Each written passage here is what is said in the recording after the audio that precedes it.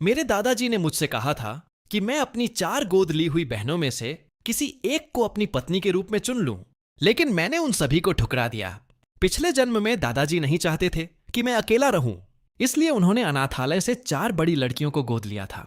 बचपन से ही वे मुझ पर जान छिड़कती थीं। उन्होंने मुझे इतना प्यार और लाड दिया कि मैं ऐसा युवा मालिक बन गया था जिससे हर कोई ईर्ष्या करता था। लेकिन दादाजी के गुजर जाने के बाद सब कुछ बदल गया। वे चारों उस गरीब छात्र से प्यार करने लगीं जिसकी पढ़ाई का खर्च मैं उठाता था। उन्होंने न केवल मेरी सारी संपत्ति और पैसा उसे सौंप दिया, बल्कि मुझे विला में कैद करके भी रखा। वे मेरे साथ ऐसे व्यवहार करती थीं जैसे मैं कोई टूटा हुआ खिलौना हूं जिस पर चारों का समान अधिकार हो। जिस गरीब छात्र को वे चाहती थीं, उसे तकलीफ पहुंचाने की उनकी हिम्मत नहीं होती थी, इसलिए वे अपनी सारी क्रूरता और यातनाएं मुझ पर निकालती थीं। आखिरकार उस छात्र ने जानबूझकर खुद को गिराकर घायल कर लिया और मुझ पर झूठा आरोप लगा दिया कि मैंने उसे पीछे से धक्का दिया था। मेरी चारों गोद ली हुई बहनों ने जबरदस्ती मेरी एक किडनी निकलवा ली और अंत में ऑपरेशन टेबल पर अत्यधिक खून बह जाने के कारण मेरी मौत हो गई। पुनर्जन्म के बाद मैंने सबसे पहला काम यह किया कि सीधे सिविल अफेयर्स ब्यूरो से निकलकर गू परिवार की बेटी गू किंग हान से शादी करने के लिए सहमति दे दी। उसी समय मुझे दादाजी शियाओजान का फोन आया। वह लड़की गू किंग हान तुम्हें निजी तौर पर 88 बार शादी के लिए प्रपोज कर चुकी है। वह सचमुच तुमसे प्यार करती है और गू परिवार की महिलाएं अपनी निष्ठा और समर्पण के लिए मशहूर हैं। तुम्हें उसके हवाले करके मुझे सुकून मिलता है। दादाजी अब बूढ़े हो गए हैं। मेरी बस यही इच्छा है कि कोई तुम्हारी रक्षा करे। जहां तक कंपनी के उन शेयरों की बात है जो तुमने अपनी चारों गोद ली हुई बहनों को दे रखे हैं, मैंने फैसला कर लिया है कि वे सब वापस ले लिए जाएंगे। चूंकि वे तुम्हारी पत्नी बनने वाली नहीं हैं, इसलिए उन चीजों को अपने पास रखना उनके लिए उचित नहीं है। दादाजी की सांत्वना भरी बातें सुनकर मेरी आंखें नम हो गईं। पिछले जन्म में भी दादाजी ने कहा था कि मेरी चारों गोद ली हुई बहनें मेरे लिए सही जीवन साथी नहीं हैं, लेकिन तब मैंने उनकी बात नहीं मानी थी। अब जबकि मुझे दोबारा जीवन जीने का मौका मिला है, मैं निश्चित रूप से उनकी सलाह मानूंगा और अपने पिछले जन्म जैसी दुखद नियति को कभी दोहराने नहीं दूंगा। अपने भीतर उमड़ती भावनाओं को दबाते हुए मैंने खुश दिखने की कोशिश की। दादाजी, मैं आपकी हर बात मानूंगा। आप गू परिवार के नर्सिंग होम में अपना ख्याल रखिए। नए साल पर मैं आपसे मिलने जरूर आऊंगा। फोन रखने के बाद मैं घर लौट आया। जैसे ही मैं अपने बेडरूम के दरवाजे तक पहुंचा, मैंने देखा कि सोंगजिंग नियन मेरे बड़े बिस्तर पर आराम से लेटा हुआ है। सोंगजिंग नियन वही एहसान फरामोश व्यक्ति था जिसकी पढ़ाई का खर्च मैंने उठाया था। वह वही गरीब छात्र था जिसे पिछले जन्म में मेरी चारों गोद ली हुई बहनें दिलो जान से चाहती थीं। इस समय पूरे शहर में हाइंस आई 4 के नाम से मशहूर वे चारों महिलाएं उसके चारों ओर जमा थीं। सबसे बड़ी बहन जोंग वाणयू, जो जोंग ग्रुप की ठंडी स्वभाव वाली और प्रभावशाली सीईओ थी, एक प्राचीन पॉकेट वॉच हाथ में लिए सोंगजिंग नियन को खुश करने की कोशिश कर रही थी। दूसरी बहन जोंग शियाओ शाह, एक सौम्य और सम्मानित डॉक्टर, दवा का कटोरा पकड़े सावधानी से उसका तापमान जांच रही थी। तीसरी बहन जोंग क्युंगचिन, जो अपनी आकर्षक अदाओं के कारण पूरे इंटरनेट पर मशहूर फिल्म स्टार थी, बड़े स्नेह से सोंगजिंग नियन को अपनी बाहों में लिए हुए थी। चौथी बहन जोंग यू, एक विद्रोही स्वभाव की महिला, रेस कार ड्राइवर, उसे हंसाने के लिए मजेदार चेहरे बना रही थी। उन 4 लोगों को देखकर मेरे भीतर अजीब सी भावना उठी। वे परिचित भी लग रहे थे और अजनबी भी। पिछले जन्म की वे अपमानजनक रातें अचानक मेरी आंखों के सामने साफ साफ उभर आईं। कौन सोच सकता था कि वे 4 महिलाएं, जिन पर मैंने सबसे ज्यादा भरोसा किया था और जिन्हें मैंने सबसे अधिक प्यार किया था, एक दिन मेरे साथ सबसे घटिया खिलौने जैसा व्यवहार करेंगी। मेरे प्रेमी को बर्बाद करने की कोशिश कर रहे हो? उनकी यह आरोप लगाती आवाज जैसे फिर से मेरे कानों में गूंज उठी। मैंने अपना फोन कसकर पकड़ लिया, सीने में उठ रही घृणा को दबाया और बिना दरवाजा खटखटाए अंदर चला गया। जैसे ही सोंगजिंग नियन ने मुझे देखा, वह डरने का नाटक करते हुए सुलान की बाहों में सिमट गया। बेचारगी से उसने कहा, शियाओ चैन, मुझे पता है कि यह तुम्हारा कमरा है, मेरा यहां रहना ठीक नहीं है। लेकिन इन चारों ने कहा कि इस कमरे में सबसे अच्छी धूप आती है और जिद करके मुझे यहीं रहने को कहा। सोंगजिंग नियन हमेशा दया बटोरने के लिए खुद को बेचारा दिखाने में माहिर था। पिछले जन्म में अपनी चारों गोद ली हुई बहनों को नाराज होने से बचाने के लिए मैंने उसकी वजह से न जाने कितने नुकसान सह लिए थे। लेकिन अब तो मैं उन चारों को भी नहीं चाहता। फिर मुझे सोंग जिंग नियन को सहने की क्या जरूरत है?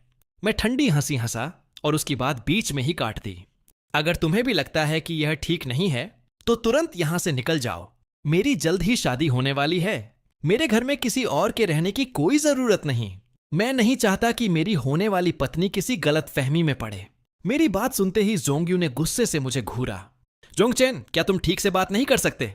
अगर ढंग से बोलना नहीं आता तो चुप रहो। मुझे तो लगता है कि यहां से निकलने वाला इंसान तुम होना चाहिए। दूसरी बहन ने भी नाराजगी से मेरी ओर देखा। यहां तक कि हमेशा शांत और भावनाहीन दिखने वाली बड़ी बहन जोंग वानयू भी भौहें सिकोड़ बैठी। शियाओचेन, दादाजी ने सचमुच तुमसे कहा था कि हम चारों में से किसी एक को पत्नी के रूप में चुन लो, लेकिन हम में से कोई भी अभी इसके लिए तैयार नहीं है। शादी कोई मजाक नहीं होती। तीसरी बहन जोंग क्योंगचिन ने कांपते हुए सोंग जिंगनियन को सहारा देकर उठाया और कहा, यह तो बस तुम्हारा कमरा कुछ समय के लिए इस्तेमाल कर रहा है। वह तो बस कुछ समय के लिए यहां रह रहा है। उसके अच्छे दोस्त होने के नाते क्या तुम जिंगनियन के लिए थोड़ा समझौता भी नहीं कर सकते? अगर तुम अब भी चाहते हो कि हम तुमसे शादी करें तो तुम्हें अपने बिगड़े हुए अमीरजादे वाले स्वभाव को थोड़ा बदलना होगा।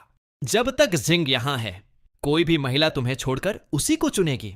अगर उन्होंने पहले कभी मुझसे इतनी कठोर बातें कही होती तो मैं बहुत पहले ही गुस्से से फट पड़ता, लेकिन अब मैं केवल भावहीन स्वर में बोला, मैंने भी कब कहा कि मैं तुम लोगों से शादी करना चाहता हूं? जोंगचेन, आखिर तुम किसे बेवकूफ बना रहे हो? चौथी बहन जोंगयू ने किताबों की अलमारी पर रखे उपहारों की ओर इशारा किया। हम चारों ने तुम्हें जो छोटे छोटे तोहफे दिए थे तुमने उन्हें हमेशा खजाने की तरह संभाल कर रखा, और अब तुम कह रहे हो कि तुम हमसे शादी नहीं करोगे। इस बात पर कौन विश्वास करेगा? मैंने उसकी उंगली की दिशा में देखा। वह अलमारी लगभग मुझसे भी ऊंची थी और पूरी तरह भरी हुई थी। उसमें तीसरी बहन द्वारा यूं ही मोड़े गए कागजी सारस थे। सबसे बड़ी बहन का कभी इस्तेमाल किया हुआ फाउंटेन पेन था। दूसरी बहन द्वारा दिया गया क्रिस्टल का कांच का गोला था, और चौथी बहन द्वारा रेसिंग में जीती गई पहली ट्रॉफी भी थी। जिन चीजों को मैंने कभी सबसे अधिक संजो कर रखा था, आज उनसे उतनी ही अधिक घृणा होने लगी थी। मैं सीधे अलमारी के सामने जाकर खड़ा हो गया। बाकी तीनों महिलाओं की निगाहें मुझ पर टिक गईं। मैंने हाथ बढ़ाकर रेसिंग ट्रॉफी उठा ली। तो फिर मैं तुम्हें दिखाता हूं कि तुम में से किसी से भी शादी न करने का मेरा इरादा कितना पक्का है। इतना कहकर मैंने ट्रॉफी पूरी ताकत से जमीन पर दे मारी। धड़ाम! ट्रॉफी टुकड़ों में बिखर गई, लेकिन मैं अभी रुका नहीं। मैंने व्यंग्यात्मक हंसी के साथ दूसरा सामान उठाया, सबसे बड़ी बहन का फाउंटेन पेन। धड़ाम! फिर दूसरी बहन का क्रिस्टल ग्लास बॉल। धड़ाम! फिर तीसरी बहन के कागजी सारसों से भरा जार। धड़ाम! एक एक करके सब कुछ चकनाचूर हो गया। इसके बाद मैंने उन चारों की साथ वाली तस्वीर उठाई और उसे भी तोड़ने ही वाला था कि सबसे बड़ी बहन जोंग वानियू ने अचानक मेरी कलाई कसकर पकड़ ली। उसके चेहरे पर साफ गुस्सा दिखाई दे रहा था। उसकी गहरी और हमेशा शांत रहने वाली आंखों में पहली बार निराशा झलक रही थी। बस बहुत हुआ। उसने तस्वीर मेरे हाथों से छीन ली। चूंकि तुम्हें इस कमरे की इतनी परवाह है तो यहीं रहो। हम जिंगनियन को पहली मंजिल पर रहने देंगे। मैं पीछे हट गया और कमरे में मौजूद तीनों गोद ली हुई बहनों से थोड़ा और दूर हो गया। फिर मैंने सिर उठाकर उनकी ओर ठंडी निगाहों से देखा। यह विला मेरे दादाजी ने मेरे लिए खरीदा था। मैंने स्पष्ट शब्दों में कहा, ये सोंग जिंगनियन को यहां से निकलना चाहिए। अगर तुम्हें इससे कोई समस्या है तो तुम चारों भी उसके साथ निकल सकती हो। बोलते हुए मैंने जेब से गीला टिश्यू निकाला और अपनी कलाई का वह हिस्सा साफ करने लगा जहां जोंग वानियू ने मुझे छुआ था। यह दृश्य देखते ही जोंग वानियू का चेहरा तुरंत काला पड़ गया। वह बिना एक शब्द बोले मुड़ी और चली गई। जाते जाते जोंगयू व्यंग्य से हंसी। कमाल है, तुमने तो बड़ी बहन को इतना गुस्सा दिला दिया कि वह बोल भी नहीं पाई। सच में तुम अलग ही नमूना हो। दूसरी बहन ने भी मुझे ठंडी नजर से देखा। उसने कुछ नहीं कहा, बस अपना मेडिकल किट उठाया और चली गई। लेकिन उन्हें यह नहीं पता था मैं जानबूझकर उन्हें नाराज नहीं कर रहा था। मुझे सचमुच उनसे घिन आ रही थी। जैसे ही पिछले जन्म की बातें मेरे दिमाग में आती मुझे उल्टी आने लगती थी। मैं बाथरूम की ओर भागा और काफी देर तक उल्टियां करता रहा। उसके बाद मैंने नौकरों को बुलाकर कमरे की हर चीज बदल देने का आदेश दिया। फिर मैं सबसे ऊपरी मंजिल वाले कमरे में जाकर आराम करने लगा। पूरी रात मैं नीचे नहीं उतरा। अगली सुबह मैं अपना लैपटॉप लेकर छत पर बने बगीचे में ताजी हवा लेने चला गया। जैसे ही मैं बैठा मुझे दुनिया के सबसे प्रतिष्ठित कस्टम फैशन ब्रांड मांग एंड हॉट कूचर का फोन आया। मिस्टर जोंग, 3 महीने पहले आपने जो सूट डिजाइन किया था वह तैयार हो चुका है। मैंने ईमेल खोला और अटैचमेंट में उस तैयार सूट की तस्वीर देखी। यह वही सूट था जिसे मैंने पिछले जन्म में भी डिजाइन किया था, लेकिन अंत में उसे पहनने वाला मैं नहीं बल्कि सोंग जिंग नियन बना था। मैं इन्हीं विचारों में खोया हुआ था कि तभी चौथी बहन जोंग यू अचानक वहां आ पहुंची। उसके पीछे दूसरी बहन जोंग शियाओ शाह और तीसरी बहन जोंग क्यांगचिन भी थीं। तीनों की नजर मेरे लैपटॉप स्क्रीन पर पड़े सूट पर चली गई। तेज जुबान वाली जोंग यू तुरंत ताना मारते हुए बोली, ओह, तो इतना बड़ा तमाशा करने और सारी चीजें तोड़ने के बाद भी तुम सिर्फ नखरे दिखा रहे थे। तुमने तो शादी का सूट भी डिजाइन कर लिया है। क्या यह साफ नहीं दिख रहा कि तुम हमसे शादी करने का इंतजार कर रहे हो? मैंने उम्मीद नहीं की थी कि इस समय उनका सामना हो जाएगा। क्या उन्हें नीचे सोंगजिंग नियन के साथ धूप सेंकनी नहीं चाहिए थी? क्या बदकिस्मती है। मैंने लैपटॉप बंद किया और सीधे उनकी आंखों में देखा। तो तुम लोगों को गलत फहमी हुई है। तुम बेझिझक सोंगजिंग नियन के साथ रह सकती हो। मैं पहले ही गू परिवार के साथ विवाह समझौते के लिए सहमत हो चुका हूं। मैं तुम लोगों के लिए उससे कोई प्रतिस्पर्धा नहीं करूंगा। यह सुनते ही तीसरी बहन जोंग क्यांगचिन का चेहरा बदल गया। उसकी हमेशा बेफिक्र रहने वाली आवाज भी गंभीर हो गई। गू परिवार एक सैन्य परिवार है। वे एक हाथ से 10 सबसे अमीर लोगों को भी कुचल सकते हैं। उन लोगों के बारे में मजाक नहीं किया जाता। बिना सोचे समझे बातें मत करो, नहीं तो फिर बड़ी बहन को तुम्हारी मुसीबतें साफ करनी पड़ेंगी। पूरे समय चुप रहने वाली दूसरी बहन ने अपने चश्मे को ऊपर सरकाया और आगे बढ़कर मेरा हाथ पकड़ लिया। अब बहुत हो चुका, जाओ झिंग नियन से माफी मांगो, फिर हमारा परिवार पहले की तरह शांति से साथ रह सकता है। लेकिन मैंने झटके से दूसरी बहन का हाथ झटक दिया। पीछे हटते हुए मेरा चेहरा पीला पड़ गया। उन चारों में से दूसरी बहन का स्पर्श मुझे सबसे अधिक असहनीय लगता था। कितनी विडंबना थी। कभी उसकी सर्जरी करने वाली उंगलियों की सुरक्षा के लिए मैंने विशेष रूप से लोगों को न्यूजीलैंड से सबसे ताजा दूध हवाई मार्ग से मंगवाने का आदेश दिया था ताकि वह अपने हाथों की देखभाल कर सके। लेकिन आखिरकार उन्हीं हाथों ने मेरी किडनी निकाली थी और मेरी जान ले ली थी। आज तक मैं उस दिल चीर देने वाले दर्द को नहीं भूल पाया था। मैंने ठंडे स्वर में कहा, अगर तुम्हें मेरी बात पर विश्वास नहीं है तो मत करो। यह कहकर मैं वापस अपने कमरे में चला गया और फिर बाहर नहीं निकला। उस शाम एक नौकर मेरे लिए एक पार्सल लेकर आया। डिब्बा खोलने पर अंदर एक प्राचीन शैली की अंगूठी दिखाई दी जिस पर ड्रैगन और फीनिक्स की नक्काशी बनी हुई थी। उसी समय मेरा फोन बज उठा। यह मेरी होने वाली पत्नी गू किंग हान का संदेश था। उसने बताया कि यह गू परिवार की विरासत में मिलने वाली पारिवारिक धरोहर है जिसे केवल परिवार के दामाद को दिया जाता है। अपनी ईमानदारी दिखाने के लिए मैंने तुरंत वह अंगूठी अपनी अनामिका में पहन ली और उसकी तस्वीर खींचकर गू किंग हान को भेज दी। साथ में एक वॉइस मैसेज भी भेजा। कैसी लग रही है? सुंदर है ना? लेकिन जैसे ही संदेश भेजा, दरवाजे से तीसरी बहन जोंग क्यांगचिन की आलसी और नशीली आवाज सुनाई दी। क्या सुंदर है? मैं मुड़ भी नहीं पाया था कि उसने पीछे से मेरी कमर पकड़ ली और जोर से अपनी ओर खींच लिया। हम दोनों पास पड़े सोफे पर गिर पड़े। मेरे ऊपर झुकी हुई वह ढीले नाइट गाउन में थी। उसकी सांसों से शराब की तीखी गंध आ रही थी। नशे से भरी उसकी आंखों के कोने लाल थे। उसके खूबसूरत चेहरे पर मुस्कान थी, लेकिन आंखों में जरा भी गर्मजोशी नहीं थी। उसने मेरी उंगली की ओर देखते हुए पूछा, यह अंगूठी किसकी है? इसे उतार दो। तुम्हारी अनामिका में सिर्फ शादी की अंगूठी ही होनी चाहिए। सिर्फ गुस्से में आकर कोई भी चीज पहन लेना सही नहीं है। उसका चेहरा ठंडा था। उसकी आंखों में वही अधिकार जताने वाली भावना थी जिसे मैं पिछले जन्म से बहुत अच्छी तरह पहचानता था। हर बार जब वह मुझे इस तरह देखती थी तो उसके बाद कुछ अच्छा नहीं होता था। मेरे भीतर घृणा की लहर उठ गई। मेरी आंखें ठंडी हो गईं। मैंने हाथ उठाया और जोंग क्यांगचिन को जोरदार थप्पड़ मार दिया। क्या शराब पीकर तुम्हारा दिमाग खराब हो गया है? मैं जोंग चेन हूं, सोंगजिंग नियन नहीं। लेकिन अगले ही पल जोंग क्यांगचिन ने मेरा हाथ कसकर पकड़ लिया। उसकी आंखों में अजीब सी जिद चमक रही थी। उसी समय अचानक दरवाजे की ओर से सोंगजिंग नियन की चीख सुनाई दी। मैंने सिर उठाकर देखा। दरवाजे पर खड़ा सोंगजिंग नियन ईर्ष्या से भरा हुआ दिखाई दे रहा था। उसके पीछे बाकी तीनों गोद ली हुई बहनें भी खड़ी थीं और उनके चेहरे बेहद गुस्से से भरे हुए थे। मैंने तुरंत मौका पाकर जोंग क्यांगचिन को अपने से दूर धक्का दे दिया, लेकिन उसी क्षण वह मुझ में कोई रुचि खो बैठी। वह घबराकर खड़ी हुई और तेजी से सोंगजिंग नियन की ओर भागी। जिंग नियन, मेरी बात सुनो। लेकिन उसकी बात पूरी होने से पहले ही सोंगजिंग नियन ने अचानक अपना सीना पकड़ लिया और वहीं बेहोश होकर गिर पड़ा। जिंग नियन! दूसरी बहन तुरंत आगे बढ़ी और उसे संभाल लिया, फिर उसे सहारा देकर बाहर ले गई। तीसरी बहन भी घबराकर उनके पीछे पीछे चली गई। मैं सोफे से उठकर बैठ गया और ठंडी निगाहों से सब कुछ देखता रहा। तभी चौथी बहन जोंग यू मेरी ओर बढ़ी और आते ही मुझ पर बरस पड़ी। जोंग चेन, तुम्हें अच्छी तरह पता है कि झिंग नियन तीसरी बहन को पसंद करता है। फिर भी तुमने जानबूझकर उसके सामने यह सब किया। क्या तुम्हें शर्म नहीं आती? शर्म बिल्कुल आती थी, लेकिन शर्मिंदा होने वाले मैं नहीं था।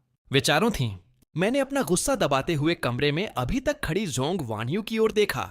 फिर जोंग यू से कहा, क्या तुम दोनों अंधी हो? तुमने नहीं देखा कि मैं उसे अपने से दूर धक्का दे रहा था? यह मेरा कमरा है, लेकिन तुम सब बिना अनुमति के जब चाहे अंदर घुस आती हो। तो आखिर बेशर्म कौन हुआ? यह कहने के बाद मैंने उनके जवाब का इंतजार भी नहीं किया। मैंने दोनों को बाहर निकाल दिया और जोर से दरवाजा बंद कर दिया। अपने धड़कते सिर को शांत करने के लिए मैंने कनपटियां दबाईं। फिर फोन निकालकर एक एजेंट से संपर्क किया और इस विला को बेचने की प्रक्रिया शुरू कर दी। गू किंग हान से शादी के बाद मैं गू परिवार के साथ रहने वाला था। यहां वापस आने की शायद ही कभी जरूरत पड़ती। अगर वे चारों सोंग झिंग नियन के साथ रहना चाहती थीं, तो रहें। कम से कम मेरे अपने घर में आकर मुझे घृणा महसूस नहीं कराएंगी। अगले कुछ दिनों तक वे चारों गोद ली हुई बहनें मुझे परेशान करने नहीं आईं। पहले अगर वे एक दिन भी मुझसे नाराज रहती तो मैं खुद जाकर उनसे माफी मांगता। मैं हमेशा हमारे रिश्ते को बचाए रखना चाहता था। इसी वजह से मुझे उनसे न जाने कितनी कटु बातें सुननी पड़ी थीं। अगर माफी मांग रहे हो तो ईमानदारी दिखाओ। अगर समझ नहीं आ रहा कि गलती क्या है तो झिंग नियन जो चाहे उसे दे दो। अगर तुम ऐसे ही हुक्म चलाते रहे तो हम चारों पूरी जिंदगी अविवाहित रह जाएंगे, लेकिन तुमसे शादी नहीं करेंगे। अब उन बातों को याद करके मुझे सिर्फ अपने पुराने स्वरूप पर दया आती थी। मैं कितना मूर्ख था। अगर वे मुझे नहीं चाहती थीं, तो दुनिया में और भी लोग थे जो मुझे महत्व देते। मैं उन शांत दिनों का आनंद ले रहा था, लेकिन कुछ ही दिनों बाद मेरा फोन लगातार बजने लगा। सारे संदेश सोंग झिंग नियन की ओर से थे। तो क्या हुआ अगर तुम युवा मालिक हो? वे चारों फिर भी सिर्फ मेरे आसपास घूमती हैं। कुछ भी हो जाए, वे हमेशा मेरे साथ खड़ी रहेंगी। अगर मैं चाहूं तो उन्हें किसी भी समय तुमसे दूर ले जा सकता हूं। टिंग! एक और नोटिफिकेशन आया। इस बार उसने एक तस्वीर भेजी थी। तस्वीर में सोंग झिंग नियन उपहारों के ढेर के बीच बैठा मुस्कुरा रहा था। और वे उपहार, वही ट्रॉफी, वही फाउंटेन पेन, वही कागजी सारस और वही क्रिस्टल ग्लास बॉल थे जिन्हें मैंने पहले तोड़ दिया था। सब कुछ बिल्कुल वैसा ही दिख रहा था। मैंने बिना किसी भाव के फोन बंद कर दिया। फिर चुपचाप अपना ग्रेजुएशन प्रोजेक्ट जमा कर दिया। विश्वविद्यालय में मेरा विषय डिजाइन था और इस ग्रेजुएशन प्रोजेक्ट का मुख्य कार्य वही सूट था जिसे मैंने स्वयं डिजाइन किया था। जिस सूट को मैंने अपने ग्रेजुएशन प्रोजेक्ट के लिए तैयार किया था, वही सूट मैंने पहले एंगेनहट कूचर से विशेष रूप से बनवाने के लिए दिया था। एक सप्ताह बाद हाइकिंग डिजाइन अकादमी का ग्रेजुएशन समारोह आ पहुंचा। मैं भी उस भव्य समारोह में शामिल हुआ। जैसे ही मैं हॉल के अंदर दाखिल हुआ, मेरी नजर सबसे पहले सोंग झिंग नियन पर पड़ी। वह चारों गोद ली हुई बहनों से घिरा हुआ था, मानो चांद के चारों ओर सितारे चमक रहे हों। सबसे बड़ी बहन जोंग वानयू उसकी ओर कोमल निगाहों से देखते हुए बोली, यह कस्टम निर्मित सूट एंड कूचर का नवीनतम डिजाइन है। पूरी दुनिया में इसका केवल एक ही नमूना है और यह झिंग नियन पर सबसे ज्यादा जंचता है। दूसरी बहन जोंग शियाओ शाह हल्की मुस्कान के साथ बोली, आज की शाम इस हॉल का सबसे आकर्षक राजकुमार झिंग नियन ही है। सोच रही हूं, क्या बाद में पहला डांस मेरे साथ करोगे? तीसरी बहन जोंग क्यांगचिन ने प्यार से सोंग झिंग नियन का हाथ चूमते हुए शरारती अंदाज में कहा, झिंग नियन, मैं अपनी अगली फिल्म में तुम्हें मुख्य अभिनेता बनाना चाहती हूं। क्या तुम मान जाओगे? चौथी बहन जोंगयू भी पीछे रहने को तैयार नहीं थी। झिंग नियन, मैंने कल एक रेसिंग प्रतियोगिता जीती है। इनाम में मुझे 30 मिलियन युआन की यह रूबी रिंग मिली है। इसे मैं खुद तुम्हें पहनाना चाहती हूं। हाइकिंग के सबसे चर्चित F4, वित्तीय दुनिया की प्रतिभाशाली जोंग वानयू, विश्व स्तरीय डॉक्टर जोंग शियाओ शाह, दोहरी पुरस्कार विजेता फिल्म स्टार जोंग क्यांगचिन और विश्व की शीर्ष पेशेवर महिला रेसर जोंग यू इस समय सोंग झिंग नियन को खुश करने के लिए हर संभव कोशिश कर रही थीं। और मैं, जिसे कभी उन्होंने अपनी हथेलियों पर बिठाकर रखा था, आज सबके उपहास का पात्र बना हुआ था। आसपास खड़े लोग फुसफुसा रहे थे। पहले तो F4 हमेशा जोंग चेन के आसपास रहती थीं।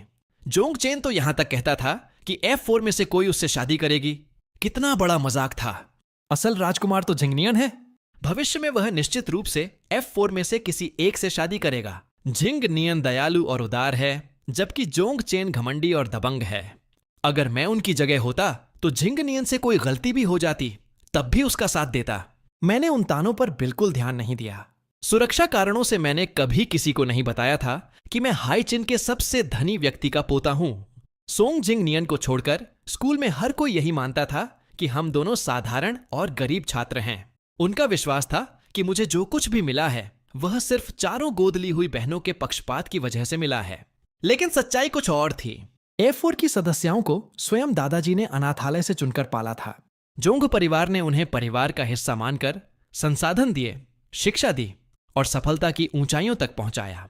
ऐसे में उनका मेरे प्रति अच्छा व्यवहार करना स्वाभाविक ही था। लेकिन अब मैं किसी को कुछ समझाने की कोशिश नहीं करता था। पिछले जन्म में भी यही वह समारोह था जहां गोद ली हुई बहनों ने नई शराब मंगवाई थी, लेकिन उस शराब में नशीला पदार्थ मिला हुआ था। उसके बाद हम पांचों पूरे एक दिन और एक रात तक अराजक घटनाओं में फंसे रहे। उसी दिन से मेरे दुखद जीवन की शुरुआत हुई थी।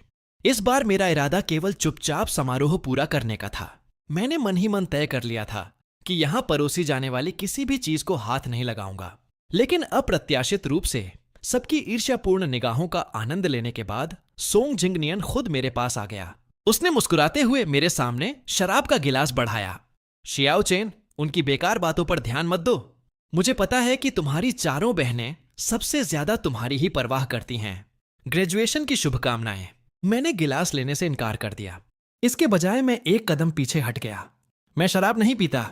इतना कहकर मैंने सोंग जिंग नियन को एक ओर किया और सीधे विश्राम कक्ष की ओर बढ़ गया। पीछे से जोंग्यू की नाराज आवाज सुनाई दी। ते कितना एहसान फरामोश इंसान है। मैंने उसे अनसुना कर दिया। मैं सिर्फ हर जोखिम से बचना चाहता था ताकि पिछली जिंदगी की वही गलती दोबारा न दोहराई जाए। लेकिन विश्राम कक्ष में प्रवेश करने के कुछ ही मिनट बाद अचानक मेरे शरीर में एक परिचित सी बेचैनी फैलने लगी। मेरे दिल में भय की लहर दौड़ गई। अगर मैं मर भी जाऊं तब भी इस एहसास को कभी नहीं भूल सकता था। पिछले जन्म में गोद ली हुई बहनें अक्सर मुझे ऐसी दवाएं देती थीं ताकि मैं उनकी इच्छानुसार व्यवहार कर सकूं। दवा का असर होते ही मेरी सोच और नियंत्रण कमजोर पड़ जाता था। लेकिन आज तो मैंने कुछ भी नहीं खाया पिया था। फिर मैं इस हालत में कैसे पहुंच गया? घबराकर मैंने अपना फोन निकाला। कांपती उंगलियों से मैंने तुरंत पुलिस का नंबर मिलाया। स्थिति समझाने के बाद जैसे ही कॉल समाप्त हुई, विश्राम कक्ष का दरवाजा अचानक जोर से खुल गया। मैंने सिर उठाकर देखा और ऐसा लगा मानो मैं फिर से अपने पिछले जन्म में लौट आया हूं। चारों गोद ली हुई बहनें मेरी ओर बढ़ती चली आ रही थीं। मैं भयभीत होकर पीछे हटने लगा। मेरे पैर बेकाबू होकर कांप रहे थे। तुम लोगों को यहां किसने बुलाया? बाहर निकल जाओ। जोंगियो तुरंत आगे बढ़ी और अधीरता से बोली, क्या यह तुम ही नहीं थे जिसने हमें संदेश भेजकर यहां आने के लिए कहा था? बाकी तीनों भी धीरे धीरे मेरी ओर बढ़ने लगीं। मैं पीछे हटता गया, लेकिन अब पीछे जाने के लिए कोई जगह नहीं बची थी। मैं कमरे के कोने में सिमट गया और कांपने लगा। उस क्षण ऐसा लगा मानो पिछले जन्म की सारी भयावह यादें फिर से जीवित हो उठी हों। मैंने उन चारों को फिर से अपने चारों ओर घिरते हुए देखा। मेरे पास मत आओ, कृपया मत आओ। मेरी आवाज कांप रही थी। मेरी आंखों में आंसू भर आए थे। धुंधली रोशनी मेरे पीले चेहरे पर पड़ रही थी। मैंने अपने होंठ कसकर भींच लिए। आंखों के कोने लाल हो गए थे। कमरे में तनाव और बेचैनी इतनी गहरी थी कि सांस लेना भी मुश्किल लग रहा था। चारों महिलाओं की निगाहें अचानक बदल गईं, लेकिन उनमें से कोई भी पीछे नहीं हटा। वे एक एक कदम आगे बढ़ते गए और पूरी तरह से मुझे घेर लिया। तीसरी बहन जोंग क्यांगचिन सीधे मेरे सामने झुककर बैठ गई। उसने मेरे बाल पकड़ लिए और होंठों पर हल्की मुस्कान लाते हुए बोली, हमें यहां तुमने ही तो बुलाया था, है ना? अब जबकि हम आ गए हैं तो यह नाटक क्यों कर रहे हो? इतना दिखावा किस लिए? चारों ने एक दूसरे की ओर देखा। उनकी आंखों में झलकती तीव्र अधिकार भावना धीरे धीरे मेरे पिछले जन्म की भयावह यादों से मिलती जुलती लगने लगी। मैं पूरी ताकत से बचने की कोशिश कर रहा था, लेकिन मेरा शरीर मेरा साथ नहीं दे रहा था। क्यों? मैं तो अपने पिछले जीवन के दुखद अंत से बस एक कदम दूर निकल चुका था। फिर ऐसा क्यों हो रहा था? चारों के हाथ मेरी कमर तक पहुंच गए जब मैं पूरी तरह निराशा में डूब चुका था। धड़ाम! अचानक दरवाजा जोर से खुला। आंखों के कोने से मैंने देखा कि पुलिस कर्मी मेरी ओर दौड़ते हुए आ रहे हैं। 3 मीटर, 2 मीटर, 1 मीटर और तेज, बस थोड़ा और तेज। जैसे ही एक पुलिस अधिकारी ने मुझे सहारा देकर उठाया, मेरे भीतर जमा तनाव टूट गया। आखिरकार मैं सुरक्षित था। मेरी चेतना धुंधली पड़ने लगी और मैं बेहोश हो गया। मैं बच गया था। अब मैं कभी भी अपने पिछले जीवन जैसी नियति का शिकार नहीं बनूंगा, कभी नहीं। जब मेरी आंख खुली, मैं अस्पताल में था। चारों गोद ली हुई बहनें मेरे बिस्तर के आसपास खड़ी थीं। सबसे बड़ी बहन जोंग वान्यू ने मुझे पानी का गिलास थमाया।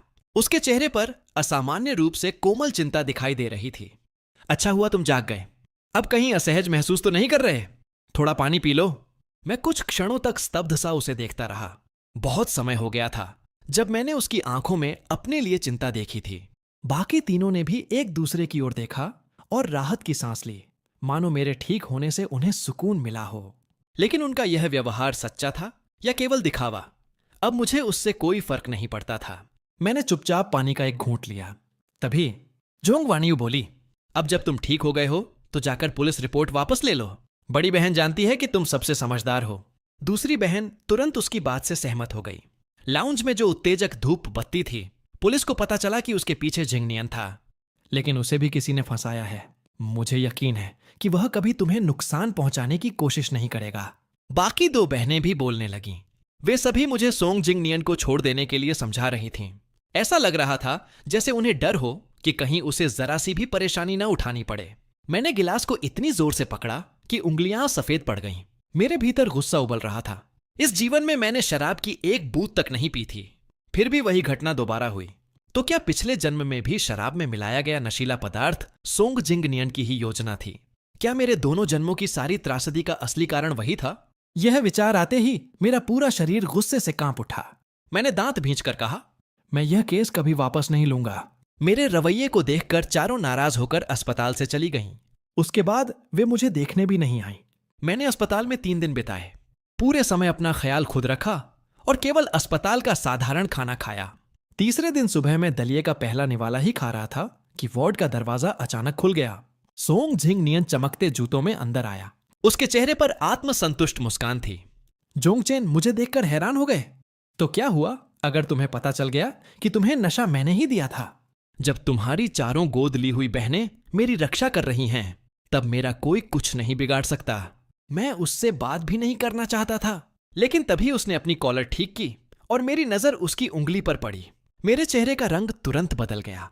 उसकी उंगली में वही प्राचीन ड्रैगन और फीनिक्स वाली चांदी की अंगूठी थी। मैंने तुरंत अपनी उंगली की ओर देखा। मेरी अंगूठी सचमुच गायब थी। मेरे भीतर गुस्से का विस्फोट हो गया। मैं बिस्तर से उतर पड़ा।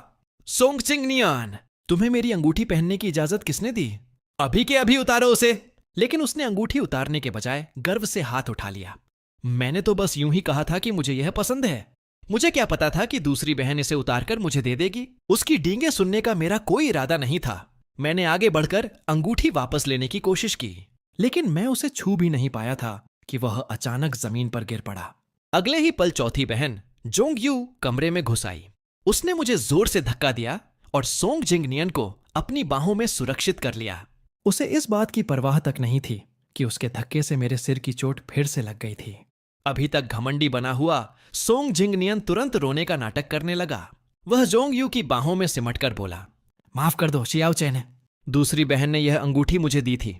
मुझे बस यह सुंदर लगी इसलिए पहन ली। मेरा तुम्हारी चीज लेने का कोई इरादा नहीं था। कृपया मुझे मत मारो, मैं डर गया हूं। जोंग यू ने तुरंत अंगूठी उतारी और गुस्से से मेरी ओर फेंक दी। एक बेकार सी अंगूठी के लिए तुमने जिंगनियन पर हाथ उठाया? तुम इतने निर्दयी कैसे हो सकते हो? मैंने उसकी बात अनसुनी कर दी। मैंने तुरंत अंगूठी उठाई और सावधानी से उस पर लगी धूल साफ करने लगा। दरवाजे पर खड़ी दूसरी बहन के चेहरे से भी मुस्कान गायब हो चुकी थी। यह अंगूठी तो पुरानी और बेकार लग रही है। क्या यह सच में इतनी महत्वपूर्ण है? तुम अभी भी ठीक से स्वस्थ नहीं हुए हो, लेकिन अपनी सेहत की कोई परवाह नहीं है। इधर आओ, मैं तुम्हारी चोट देखती हूं। मैंने उनकी ओर देखकर चिल्लाया, बाहर निकल जाओ। तुम सब अभी के अभी बाहर निकल जाओ। मेरी आवाज इतनी तेज थी कि जोंग यू कुछ पल के लिए स्तब्ध रह गई।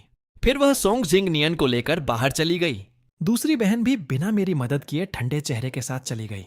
उनके जाने के बाद मैंने दरवाजा बंद कर दिया, लेकिन मेरे चेहरे पर दुख का नामो निशान नहीं था। केवल वही लोग हमें चोट पहुंचा सकते हैं जिनकी हम परवाह करते हैं, और इस जीवन में मैं उनसे जितना जल्दी हो सके सारे रिश्ते तोड़ देना चाहता था। अगली सुबह मुझे अस्पताल से छुट्टी मिल गई, लेकिन बाहर निकलते ही मैंने महसूस किया कि हर कोई मुझे अजीब निगाहों से देख रहा है। मेरा मन अचानक अशुभ आशंका से भर गया। मैंने तुरंत फोन निकाला। मेरा नाम इंटरनेट पर सबसे ऊपर ट्रेंड कर रहा था। हाइकिंग डिजाइन अकादमी के लोकप्रिय छात्र जोंग चेन पर साहित्यिक चोरी का आरोप। गरीब छात्र जिंगनियन के ग्रेजुएशन डिजाइन को लेकर बड़ा विवाद। ये सब मेरे पिछले जीवन में भी हुआ था। तब मुझे चारों बहनों ने विला में कैद कर रखा था। उन्होंने मेरे अकाउंट से माफीनामा पोस्ट करवाया और मुझसे अपराध स्वीकार करवाया। उसके बाद पूरे हाइकिंग में मेरी प्रतिष्ठा नष्ट हो गई थी। मैंने गहरी सांस ली और ट्रेंडिंग खबर खोली। जैसा कि पहले भी हुआ था, इस बार भी चारों बहनें बिना किसी शर्त के सोंग जिंग नियन के पक्ष में खड़ी थीं। पहले वीडियो में जोंग ग्रुप मुख्यालय के सामने जोंग वान्यू कैमरे की ओर देखते हुए बोली, वह जिंग नियन जोंग ग्रुप की नजर में बेहद प्रतिभाशाली व्यक्ति है। मुझे उस पर पूरा विश्वास है। दूसरे वीडियो में फिल्म की प्रेस कॉन्फ्रेंस के दौरान जोंग क्यांगचिन ने खुद सोंग जिंग नियन को मंच पर बुलाया। दूसरी बहन उसके साथ खड़ी थी। दोनों ने उसके हाथ थामकर कहा, हम हमेशा विश्वास करेंगे कि जिंग नियन एक दयालु और निष्कलंक इंसान है। तीसरे वीडियो में रेस ट्रैक पर जोंग्यू अपनी रेस कार चला रही थी। उसकी कार पर बड़े अक्षरों में लिखा था, सोंग जिंग नियन का समर्थन, मानो उसे गर्व से पूरी दुनिया को दिखाना चाहती हो। हाइकिंग का प्रभावशाली जोंग परिवार, प्रसिद्ध F4, सभी सोंग जिंग नियन के पीछे खड़े थे। एक ही पल में जनता की राय पूरी तरह उसके पक्ष में चली गई और मैं सबकी नजरों में घृणा का पात्र बन गया। कौन सा कैंपस हार्ट थ्रॉब? वह तो बस दिखावटी धोखेबाज है। मुझे लगता है जोंग चेन ने 5 मिलियन युआन की पुरस्कार राशि के लिए जिंग नियन का डिजाइन चुराया है। कोई आश्चर्य नहीं कि F4 अब उसके आसपास नहीं रहती। उसके पास सिर्फ चेहरा है, प्रतिभा नहीं। सोंग जिंग नियन जैसा असली प्रतिभाशाली इंसान उससे कहीं बेहतर है। मैं स्क्रीन को घूरता रहा। पिछले जन्म में मुझसे जबरन अपराध स्वीकार करवाया गया था। मेरी प्रतिष्ठा नष्ट हो गई थी और मुझे उद्योग से ब्लैकलिस्ट कर दिया गया था। लेकिन इस बार मैंने पहले से तैयारी कर रखी थी। मैं तुरंत विला लौटा, अपने मूल डिजाइन ड्राफ्ट निकाले, फिर वेबो पर एक विस्तृत स्पष्टीकरण पोस्ट किया। मैंने पूरे डिजाइन की रचना प्रक्रिया, प्रारंभिक स्केच और हर प्रेरणा स्रोत का विस्तार से वर्णन किया। पोस्ट के अंत में मैंने केवल एक वाक्य लिखा, मैं जोंग चेन कभी किसी की नकल नहीं करूंगा। पोस्ट होते ही इंटरनेट पर भारी चर्चा शुरू हो गई, लेकिन केवल 3 मिनट बाद ही वेबो अचानक क्रैश हो गया और मेरा स्पष्टीकरण गायब हो गया। तभी सबसे बड़ी बहन जोंग वान्यू का फोन आया। हाँ शियाओ चेन, साहित्यिक चोरी वाली बात यहीं खत्म कर दो। जिंग नियन की तबीयत ठीक नहीं है। मैं नहीं चाहती कि वह परेशान हो। उसकी आवाज इतनी सामान्य थी मानो यह कोई महत्वहीन बात हो। मेरा बायां हाथ मुट्ठी में बदल गया, नाखून हथेली में ढंस गए। तो मेरा स्पष्टीकरण हटवाने वाली भी तुम ही थी। फोन के दूसरी तरफ उसकी आवाज शांत बनी रही। ट्रेंडिंग विषय हटवाने वाली भी मैं ही थी। उसकी बात पूरी होने से पहले ही मैं गुस्से में बोल पड़ा, तुम्हें किस अधिकार से यह सब हटाने का हक मिला? स्पष्ट रूप से सोंग जिंग नियन ने मेरा काम चुराया है, तो सजा मुझे क्यों भुगतनी चाहिए? दूसरी ओर से शांत जवाब आया, तुम्हें पैसों की कमी तो है नहीं। लोग बस थोड़ी देर तक चर्चा करेंगे, चिंता मत करो, यह मामला जल्दी शांत हो जाएगा। उसकी निर्लज्ज बातों पर मुझे हंसी आ गई। क्या यह सिर्फ पैसों का सवाल है? एक डिजाइनर पर अगर नकलची होने का दाग लग जाए तो वह इस उद्योग में आगे कैसे काम करेगा? लेकिन उसकी आवाज में कोई बदलाव नहीं आया। तुम जोंग परिवार के युवा मालिक हो, चाहे जीवन भर काम ना करो, फिर भी आराम से जी सकते हो। लेकिन अगर जिंग नियन पर नकल का आरोप लग गया तो पूरा उद्योग उसे ठुकरा देगा। एक गरीब छात्र होने के नाते उसका भविष्य पूरी तरह बर्बाद हो जाएगा। बस यह मामला यहीं समाप्त होता है। तुम्हें इस बारे में दोबारा बात करने की अनुमति नहीं है। इतना कहकर जोंग वान्यू ने फोन काट दिया। गुस्से से मेरा सीना दर्द करने लगा। 2 जिंदगियां जीने के बाद भी दोनों बार उन्होंने बिना किसी झिझक के मेरा साथ छोड़ दिया था। अब मेरे भीतर उनके लिए केवल निराशा बची थी। तभी मुझे याद आया कि जब मैंने पहले विवाह समझौते के लिए सहमति दी थी, तब दादाजी ने मेरे लिए जोंग परिवार के उत्तराधिकारी के रूप में एक सत्यापित वेबो अकाउंट बनवाया था। मैंने तुरंत उसी आधिकारिक अकाउंट में लॉग इन किया और एक पोस्ट डाल दी। वह पोस्ट कुछ ही मिनटों में ट्रेंडिंग सूची में सबसे ऊपर पहुंच गई। मैं जोंग चेन, हाइचिन के सबसे धनी जोंग परिवार का एकमात्र उत्तराधिकारी हूं। मुझे पैसे के लिए किसी की रचना चुराने की कोई आवश्यकता नहीं है। बस इस एक वाक्य ने पूरे इंटरनेट पर हंगामा मचा दिया। मैंने जोंग परिवार के आधिकारिक अकाउंट से अपने मूल डिजाइन ड्राफ्ट भी जारी कर दिए।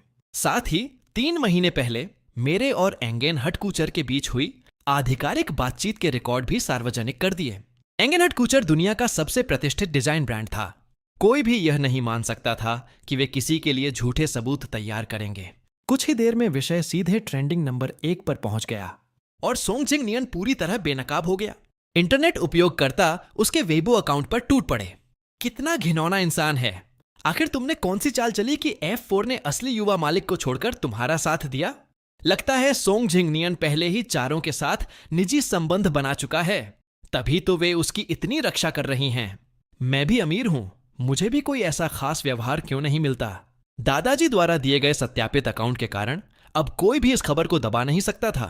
वेबो पोस्ट के आधे घंटे बाद ही वे चारों गोद ली हुई बहनें, जो लंबे समय से विला नहीं लौटी थीं, मुझे ढूंढते हुए आ गईं। तीसरी बहन जोंग क्यांगचिन सबसे पहले आगे बढ़ी। उसने अपना अहंकार थोड़ा नीचे रखा और उसी नरम लहजे में बोली जिससे वह बचपन में मुझे मनाया करती थी। शियाओ चेन, अब तो तुम्हारा गुस्सा निकल गया होगा। वह मेरे बिखरे बाल ठीक करने के लिए हाथ बढ़ाने लगी, लेकिन मैंने उसका हाथ झटक दिया। मैंने सामने खड़े चारों लोगों की ओर देखा। आज वे सभी सफल और प्रसिद्ध थीं।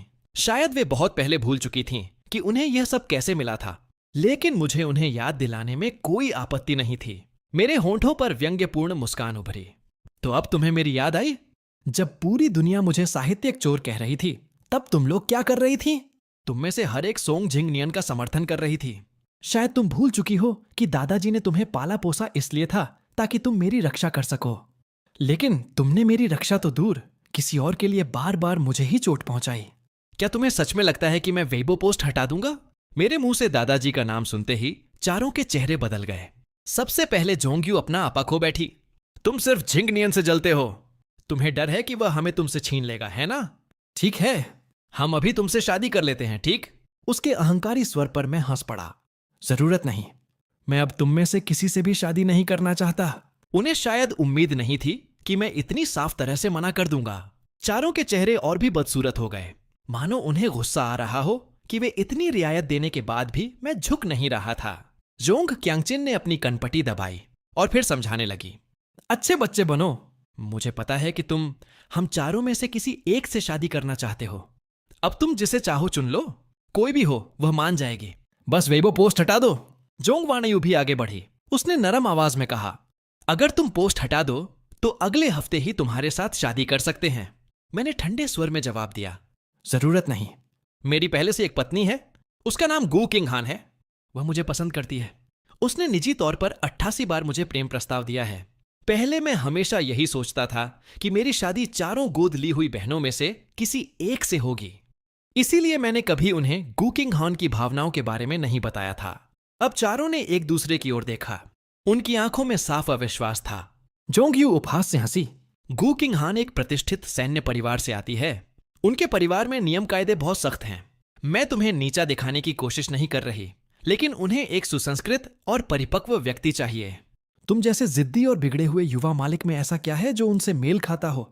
फिर उसने तिरस्कार से कहा, अगर तुम सच में फैसला नहीं कर पा रहे तो हम चारों तुमसे एक साथ भी शादी कर सकती हैं। मैंने चारों की ओर देखा। बाकी तीनों ने भी स्पष्ट रूप से जोंग्यू की बात से सहमति जताई थी।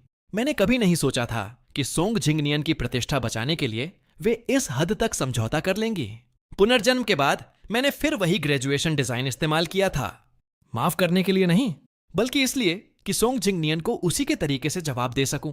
मैं उन्हें मना करने ही वाला था कि तभी सोंग झिंगनियन रोता हुआ अंदर दौड़ आया। वह सीधे घुटनों के बल बैठ गया। शियाओ चेन, मुझे सच में नहीं पता था कि वह तुम्हारा ग्रेजुएशन डिजाइन था। मैंने बस चौथी बहन के पास वह ड्राफ्ट देखा था। मुझे उससे प्रेरणा मिली और मैंने थोड़ा सा इस्तेमाल कर लिया। कृपया इस बार मुझे माफ कर दो। मैं पहाड़ों के एक गरीब परिवार से हूं। यहां तक पहुंचने में मुझे बहुत संघर्ष करना पड़ा है। अगर मेरी प्रतिष्ठा बर्बाद हो गई तो मेरा पूरा जीवन खत्म हो जाएगा। मेरा कोई परिवार नहीं है। अगर मुझे वापस गांव लौटना पड़ा तो वहां के लोग मुझे किसी 60-70 साल की विधवा के साथ जबरन शादी करवा देंगे। सोंग झिंगनियन को इस तरह रोते देखकर चारों बहनों का दिल पसीज गया। लेकिन मैं शुरू से अंत तक केवल चौथी बहन जोंग्यू को देखता रहा। आखिरकार वह अपना धैर्य खो बैठी। वह आगे बढ़ी और सोंग झिंगनियन को उठाकर खड़ा किया। फिर मेरी ओर देखकर बोली, अब उससे और मत गिड़गिड़ाओ। हाँ, चिंता मत करो। अगर तुम्हारी प्रतिष्ठा नष्ट भी हो गई तो मैं पूरी जिंदगी तुम्हारा साथ दूंगी। मैंने उसकी बात को बिल्कुल गंभीरता से नहीं लिया, लेकिन उसके बगल में खड़ी जोंग वानायू ने भी सहमति में सिर हिलाया। तुम सचमुच बहुत बिगड़ चुके हो। मैं उपहास से हंसा। मैं सबसे अमीर व्यक्ति का पोता हूं। जोंग परिवार का एकमात्र उत्तराधिकारी हूं। शायद थोड़ा घमंडी होना मेरे लिए बिल्कुल सामान्य है। फिर मैंने उसकी आंखों में देखते हुए कहा, बड़ी बहन, क्या तुम्हें सोंग झिंगनियन पर इतना तरस सिर्फ इसलिए आता है क्योंकि वह अनाथ है? अनाथ शब्द सुनते ही चारों के चेहरे बदल गए। आखिर वे भी तो कभी अनाथालय से लाई गई बच्चियां थीं। यह बात उन्हें सबसे अधिक चुभती थी। यहां तक कि हमेशा शांत रहने वाली जोंग वाणियू का चेहरा भी गुस्से से लाल हो गया। वह बिना कुछ कहे मुड़ी और चली गई। दूसरी बहन ने सिर हिलाया। तुमने मुझे सचमुच निराश किया है। जोंग क्यांगचिन के चेहरे से भी उसकी चिर परिचित मुस्कान गायब हो गई। तुम इतने बदल गए हो कि अब मैं तुम्हें पहचान भी नहीं पा रही। एक एक करके सभी वहां से चली गईं। मैं उनकी जाती हुई पीठ को देखता रहा और खुद पर व्यंग्यपूर्ण हंसी हंस पड़ा। कितना मजेदार है ना? पिछले जन्म में इतना सब कुछ सहने वाला मैं था। निराश होने का अधिकार भी मेरा होना चाहिए था। लेकिन अब मैंने बस कुछ सच्ची बातें कह दी और वे ऐसे प्रतिक्रिया दे रही थीं जैसे सबसे बड़ा अपराध मैंने किया हो। वाकई हास्यास्पद। मैं अब उनके बारे में और नहीं सोचना चाहता था। मेरी शादी गू किंग हान से करीब आ रही थी। मुझे उसके लिए कोई अच्छा उपहार चुनना चाहिए था। हार, अंगूठी, झुमके या फिर कोई खूबसूरत ब्रोच। मैं सुबह से रात तक अनगिनत लग्जरी ब्रांड्स की तुलना करता रहा। आखिरकार मुझे एक उपयुक्त उपहार मिल गया। मैं भुगतान करने ही वाला था कि तभी सोंग जिंग नियन का संदेश आया। तो क्या हुआ अगर तुमने वेइबो पोस्ट नहीं हटाई? वे चारों नए साल की पूर्व संध्या पर मुझसे एक साथ शादी करके मेरी भरपाई कर रही हैं। उसके तुरंत बाद उसने शादी के निमंत्रण की तस्वीर भेजी। निमंत्रण पत्र पर एक दूल्हे का नाम था, सोंग जिंग नियन, और दुल्हनों की जगह मैंने तुरंत अपना सोशल मीडिया खोला। जैसा कि उम्मीद थी, सोंग जिंग नियन ने भी। यह रहा हिंदी अनुवाद। सोंग जिंग नियन ने भी वही शादी का निमंत्रण अपने सोशल मीडिया पर पोस्ट कर दिया था। मैंने व्यंग्य भरी मुस्कान के साथ उस पोस्ट को लाइक किया और नीचे अपनी शुभकामनाएं भी लिख दी। फोन बंद करने ही वाला था कि चौथी बहन जोंग्यू का फोन आ गया। उसकी आवाज में एक अजीब सी आत्मसंतुष्टि थी, मानो वह इसी पल का इंतजार कर रही हो। जोंगचेन, अब तुम्हें अपनी गलती का एहसास हुआ? अगर तुम झिंग नियन से माफी मांग लो तो हम यह शादी रद्द कर देंगे। मैं ठंडे स्वर में हंसा। मैंने कोई गलती नहीं की। तो फिर माफी क्यों मांगूं? जब तुम सब सोंग झिंग नियन को पसंद करती हो और मेरे जैसे घमंडी तथा जिद्दी युवा मालिक को तुच्छ समझती हो, तो मुझे भी अब तुम्हारे बीच रहने की कोई जरूरत नहीं है। मेरी बात खत्म होते ही फोन के दूसरी तरफ बाकी तीनों गोद ली हुई बहनों की आवाजें सुनाई दीं। जोंग्यू तुरंत भड़क उठी। फोन काटने से पहले उसने केवल एक बात कही, उम्मीद है बाद में तुम्हें पछतावा नहीं होगा। लेकिन मुझे कभी पछतावा नहीं होने वाला था। इस जीवन में मैं आखिरकार अपने पिछले जन्म की दुखद नियति से बच निकला था। अब मेरी सबसे बड़ी इच्छा बस यही थी कि मैं उन चारों से हमेशा के लिए दूर चला जाऊं। फोन बंद करने के बाद मैं चैन की नींद सो गया। अगली सुबह फोन की घंटी से मेरी आंख खुली। दादाजी का फोन था। शियाओ चेन, मैंने इंटरनेट पर सब देख लिया है। मुझे उम्मीद नहीं थी कि इतने वर्षों तक जिन लोगों को मैंने पाला पोसा वे इतने एहसान फरामोश निकलेंगे। मैं तुरंत आदेश देता हूं कि उनके सारे विशेष अधिकार वापस ले लिए जाए। फोन के दूसरी तरफ भी मैं उनके क्रोध को साफ महसूस कर सकता था। मुझे डर था कि कहीं गुस्से में उनकी तबीयत खराब ना हो जाए। इसीलिए मैंने धीरे से उन्हें समझाया, दादाजी अब गुस्सा मत कीजिए, मुझे अब उनसे कोई लगाव नहीं रहा। और फिर अब मेरे पास गू किंग हान है। आपने खुद कहा था ना कि आगे से वह मेरी रक्षा करेगी। तब जाकर दादाजी थोड़े शांत हुए। तुम्हारी और गू किंग हान की शादी एक सप्ताह बाद तय है। नए साल की पूर्व संध्या पर विवाह होगा। इस दौरान खुद को अच्छी तरह तैयार कर लो। फोन रखने के बाद मुझे रियल एस्टेट एजेंट का संदेश मिला। मिस्टर जोंग, आपका घर बहुत अच्छी कीमत पर बिक गया है।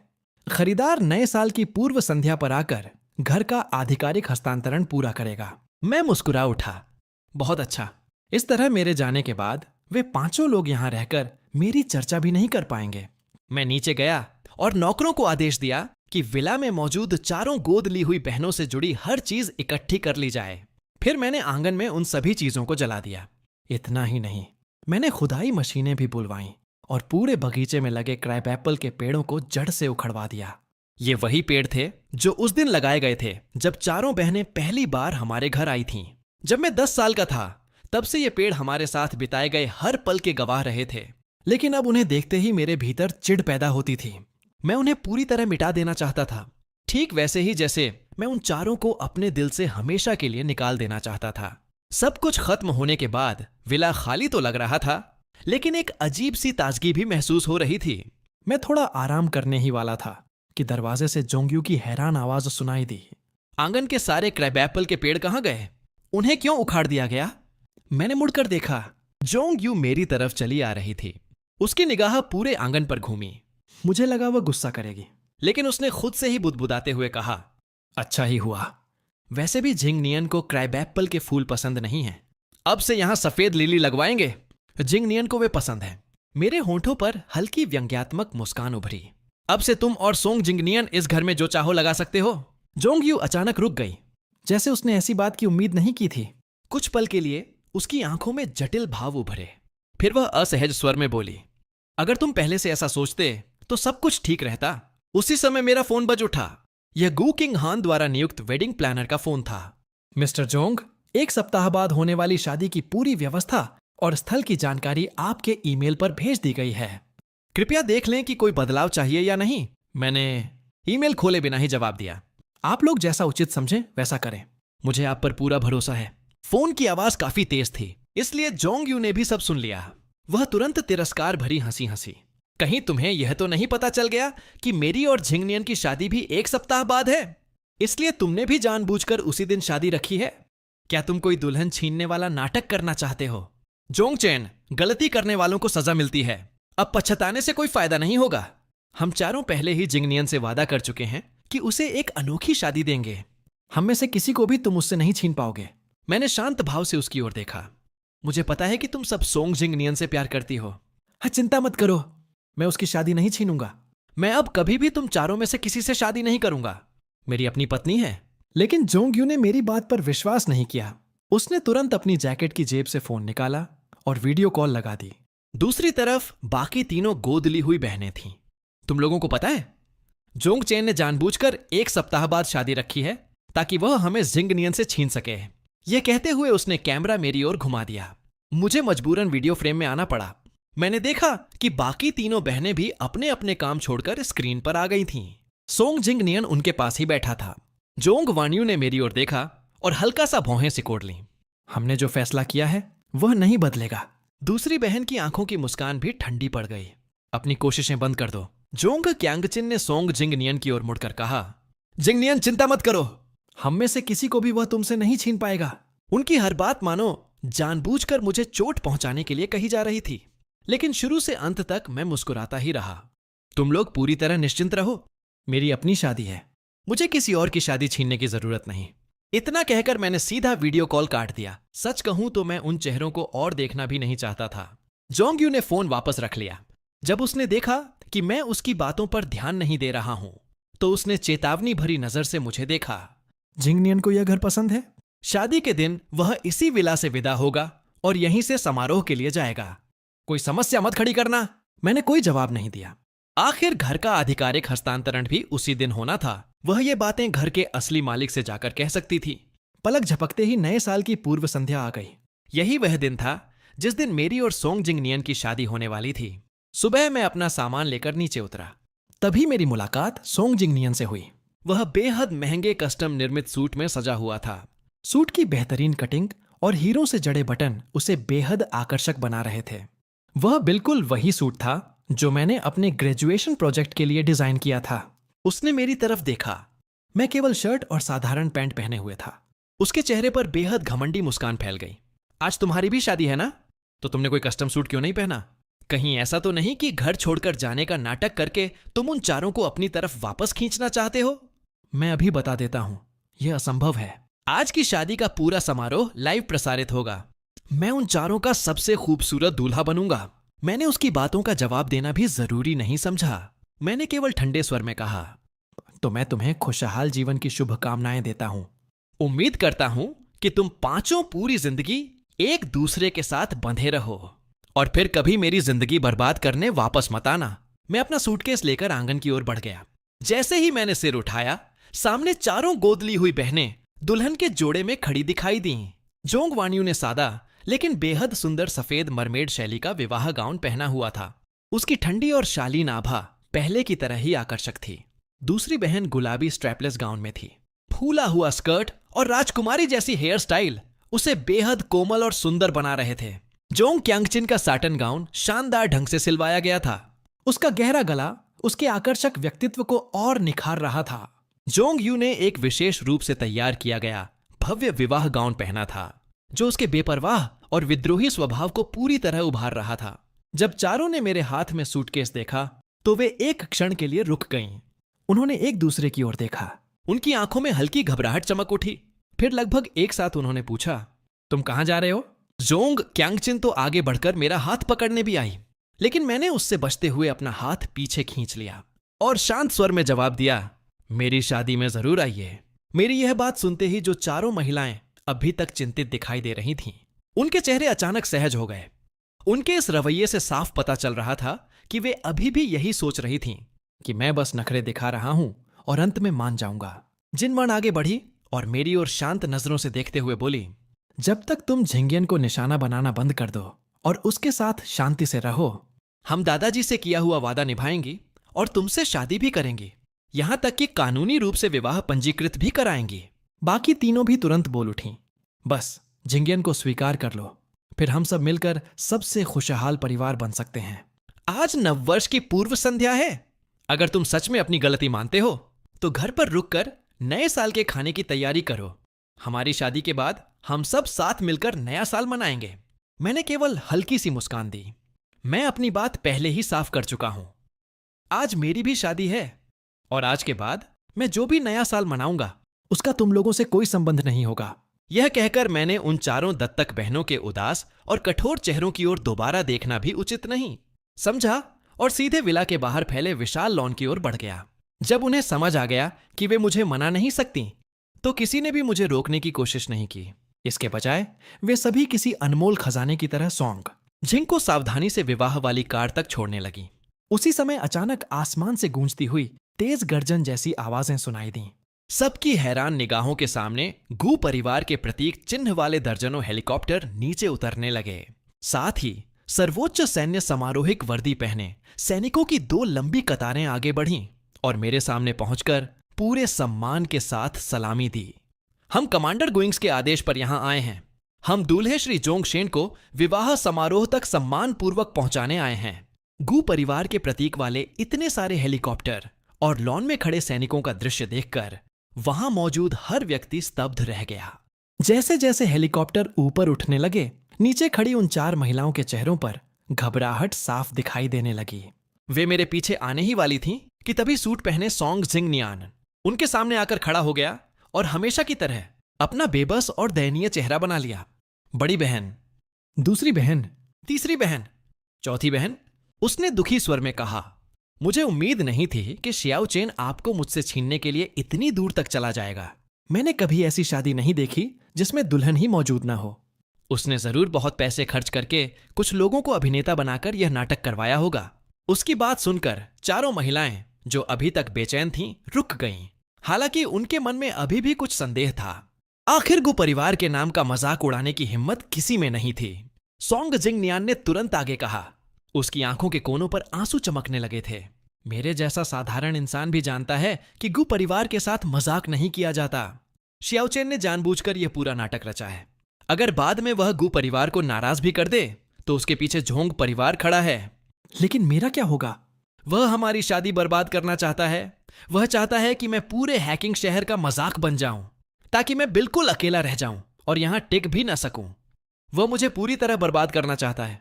उसकी बातें सुनते ही चारों महिलाओं के मन में बचा हुआ अंतिम संदेह भी मिट गया और उनके चेहरे नाराजी से भर उठे।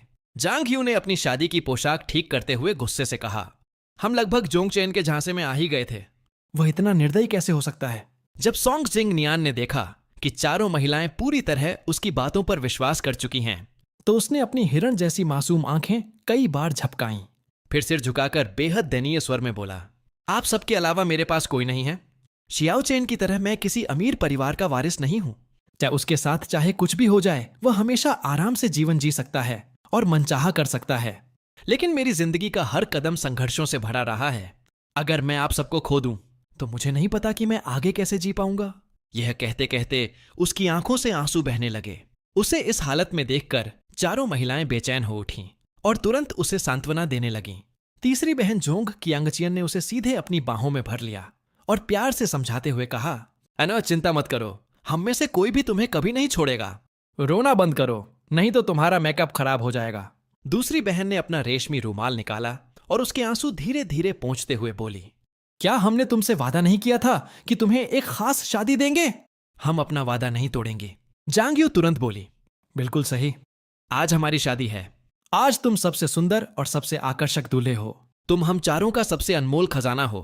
हम तुम्हें बहुत प्यार करती हैं, हम तुम्हें कैसे छोड़ सकती हैं?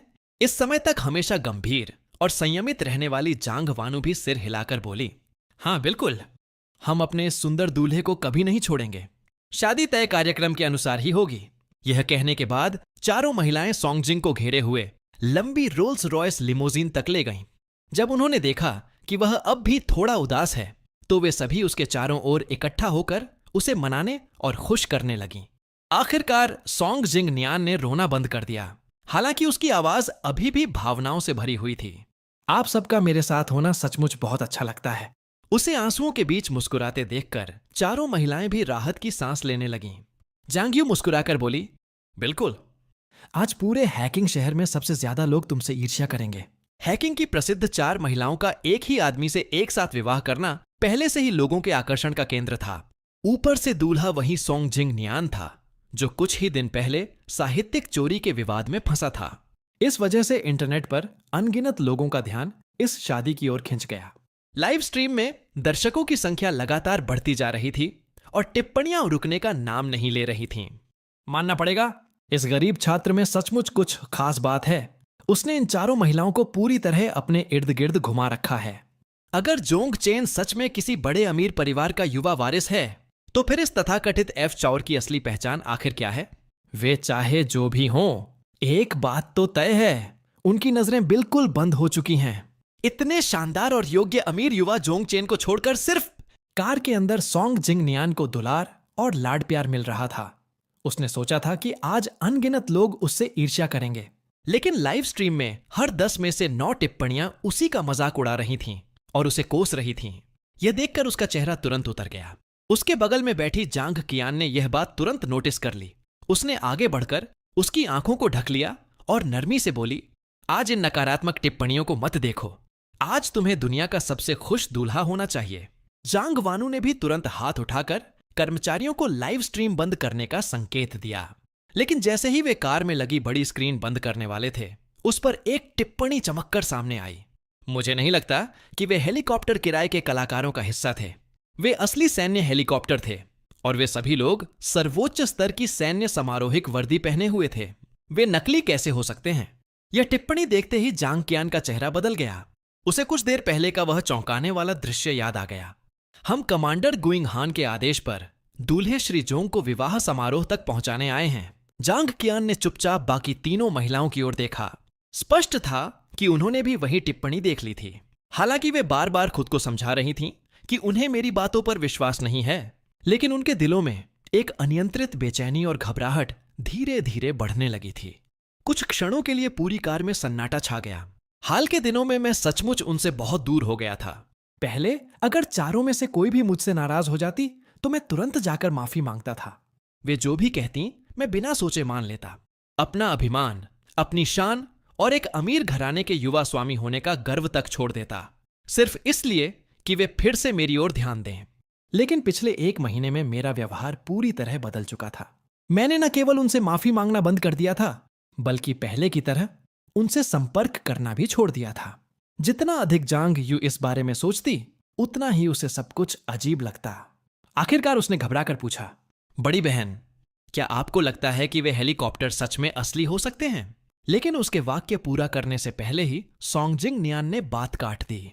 क्योंकि जांग कियान ने उसकी आंखें ढक रखी थीं, इसलिए उसने वह टिप्पणी नहीं देखी थी। वह उलझन में बोला, उन हेलीकॉप्टरों में ऐसा क्या खास है? जांग यू ने तुरंत सिर हिलाया।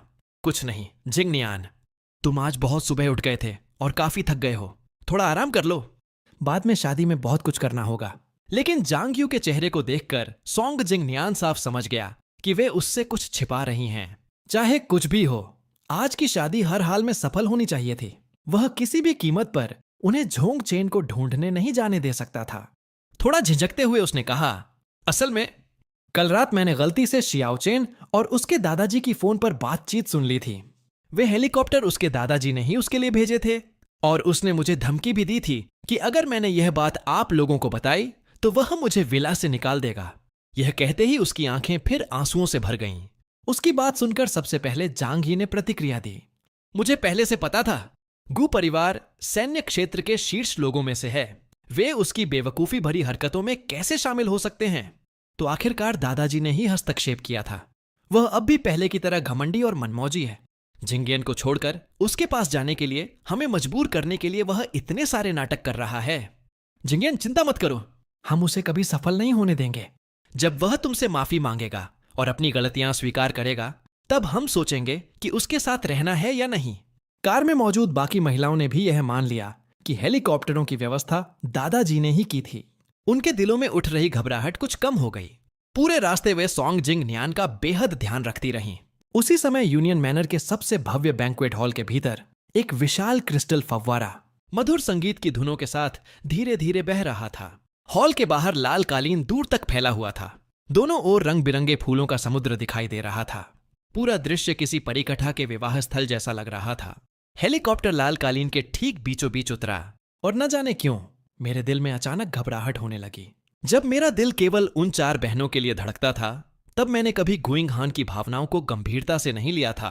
लेकिन इस बार अजीब तरह से मेरे भीतर उत्सुकता और अपनापन दोनों महसूस हो रहे थे। इन दिनों जब मैं उससे नहीं मिला था, तब भी घर के बड़े बुजुर्ग अक्सर उसका जिक्र किया करते थे। वह स्पष्ट रूप से इस पीढ़ी के बच्चों में सबसे उत्कृष्ट थी।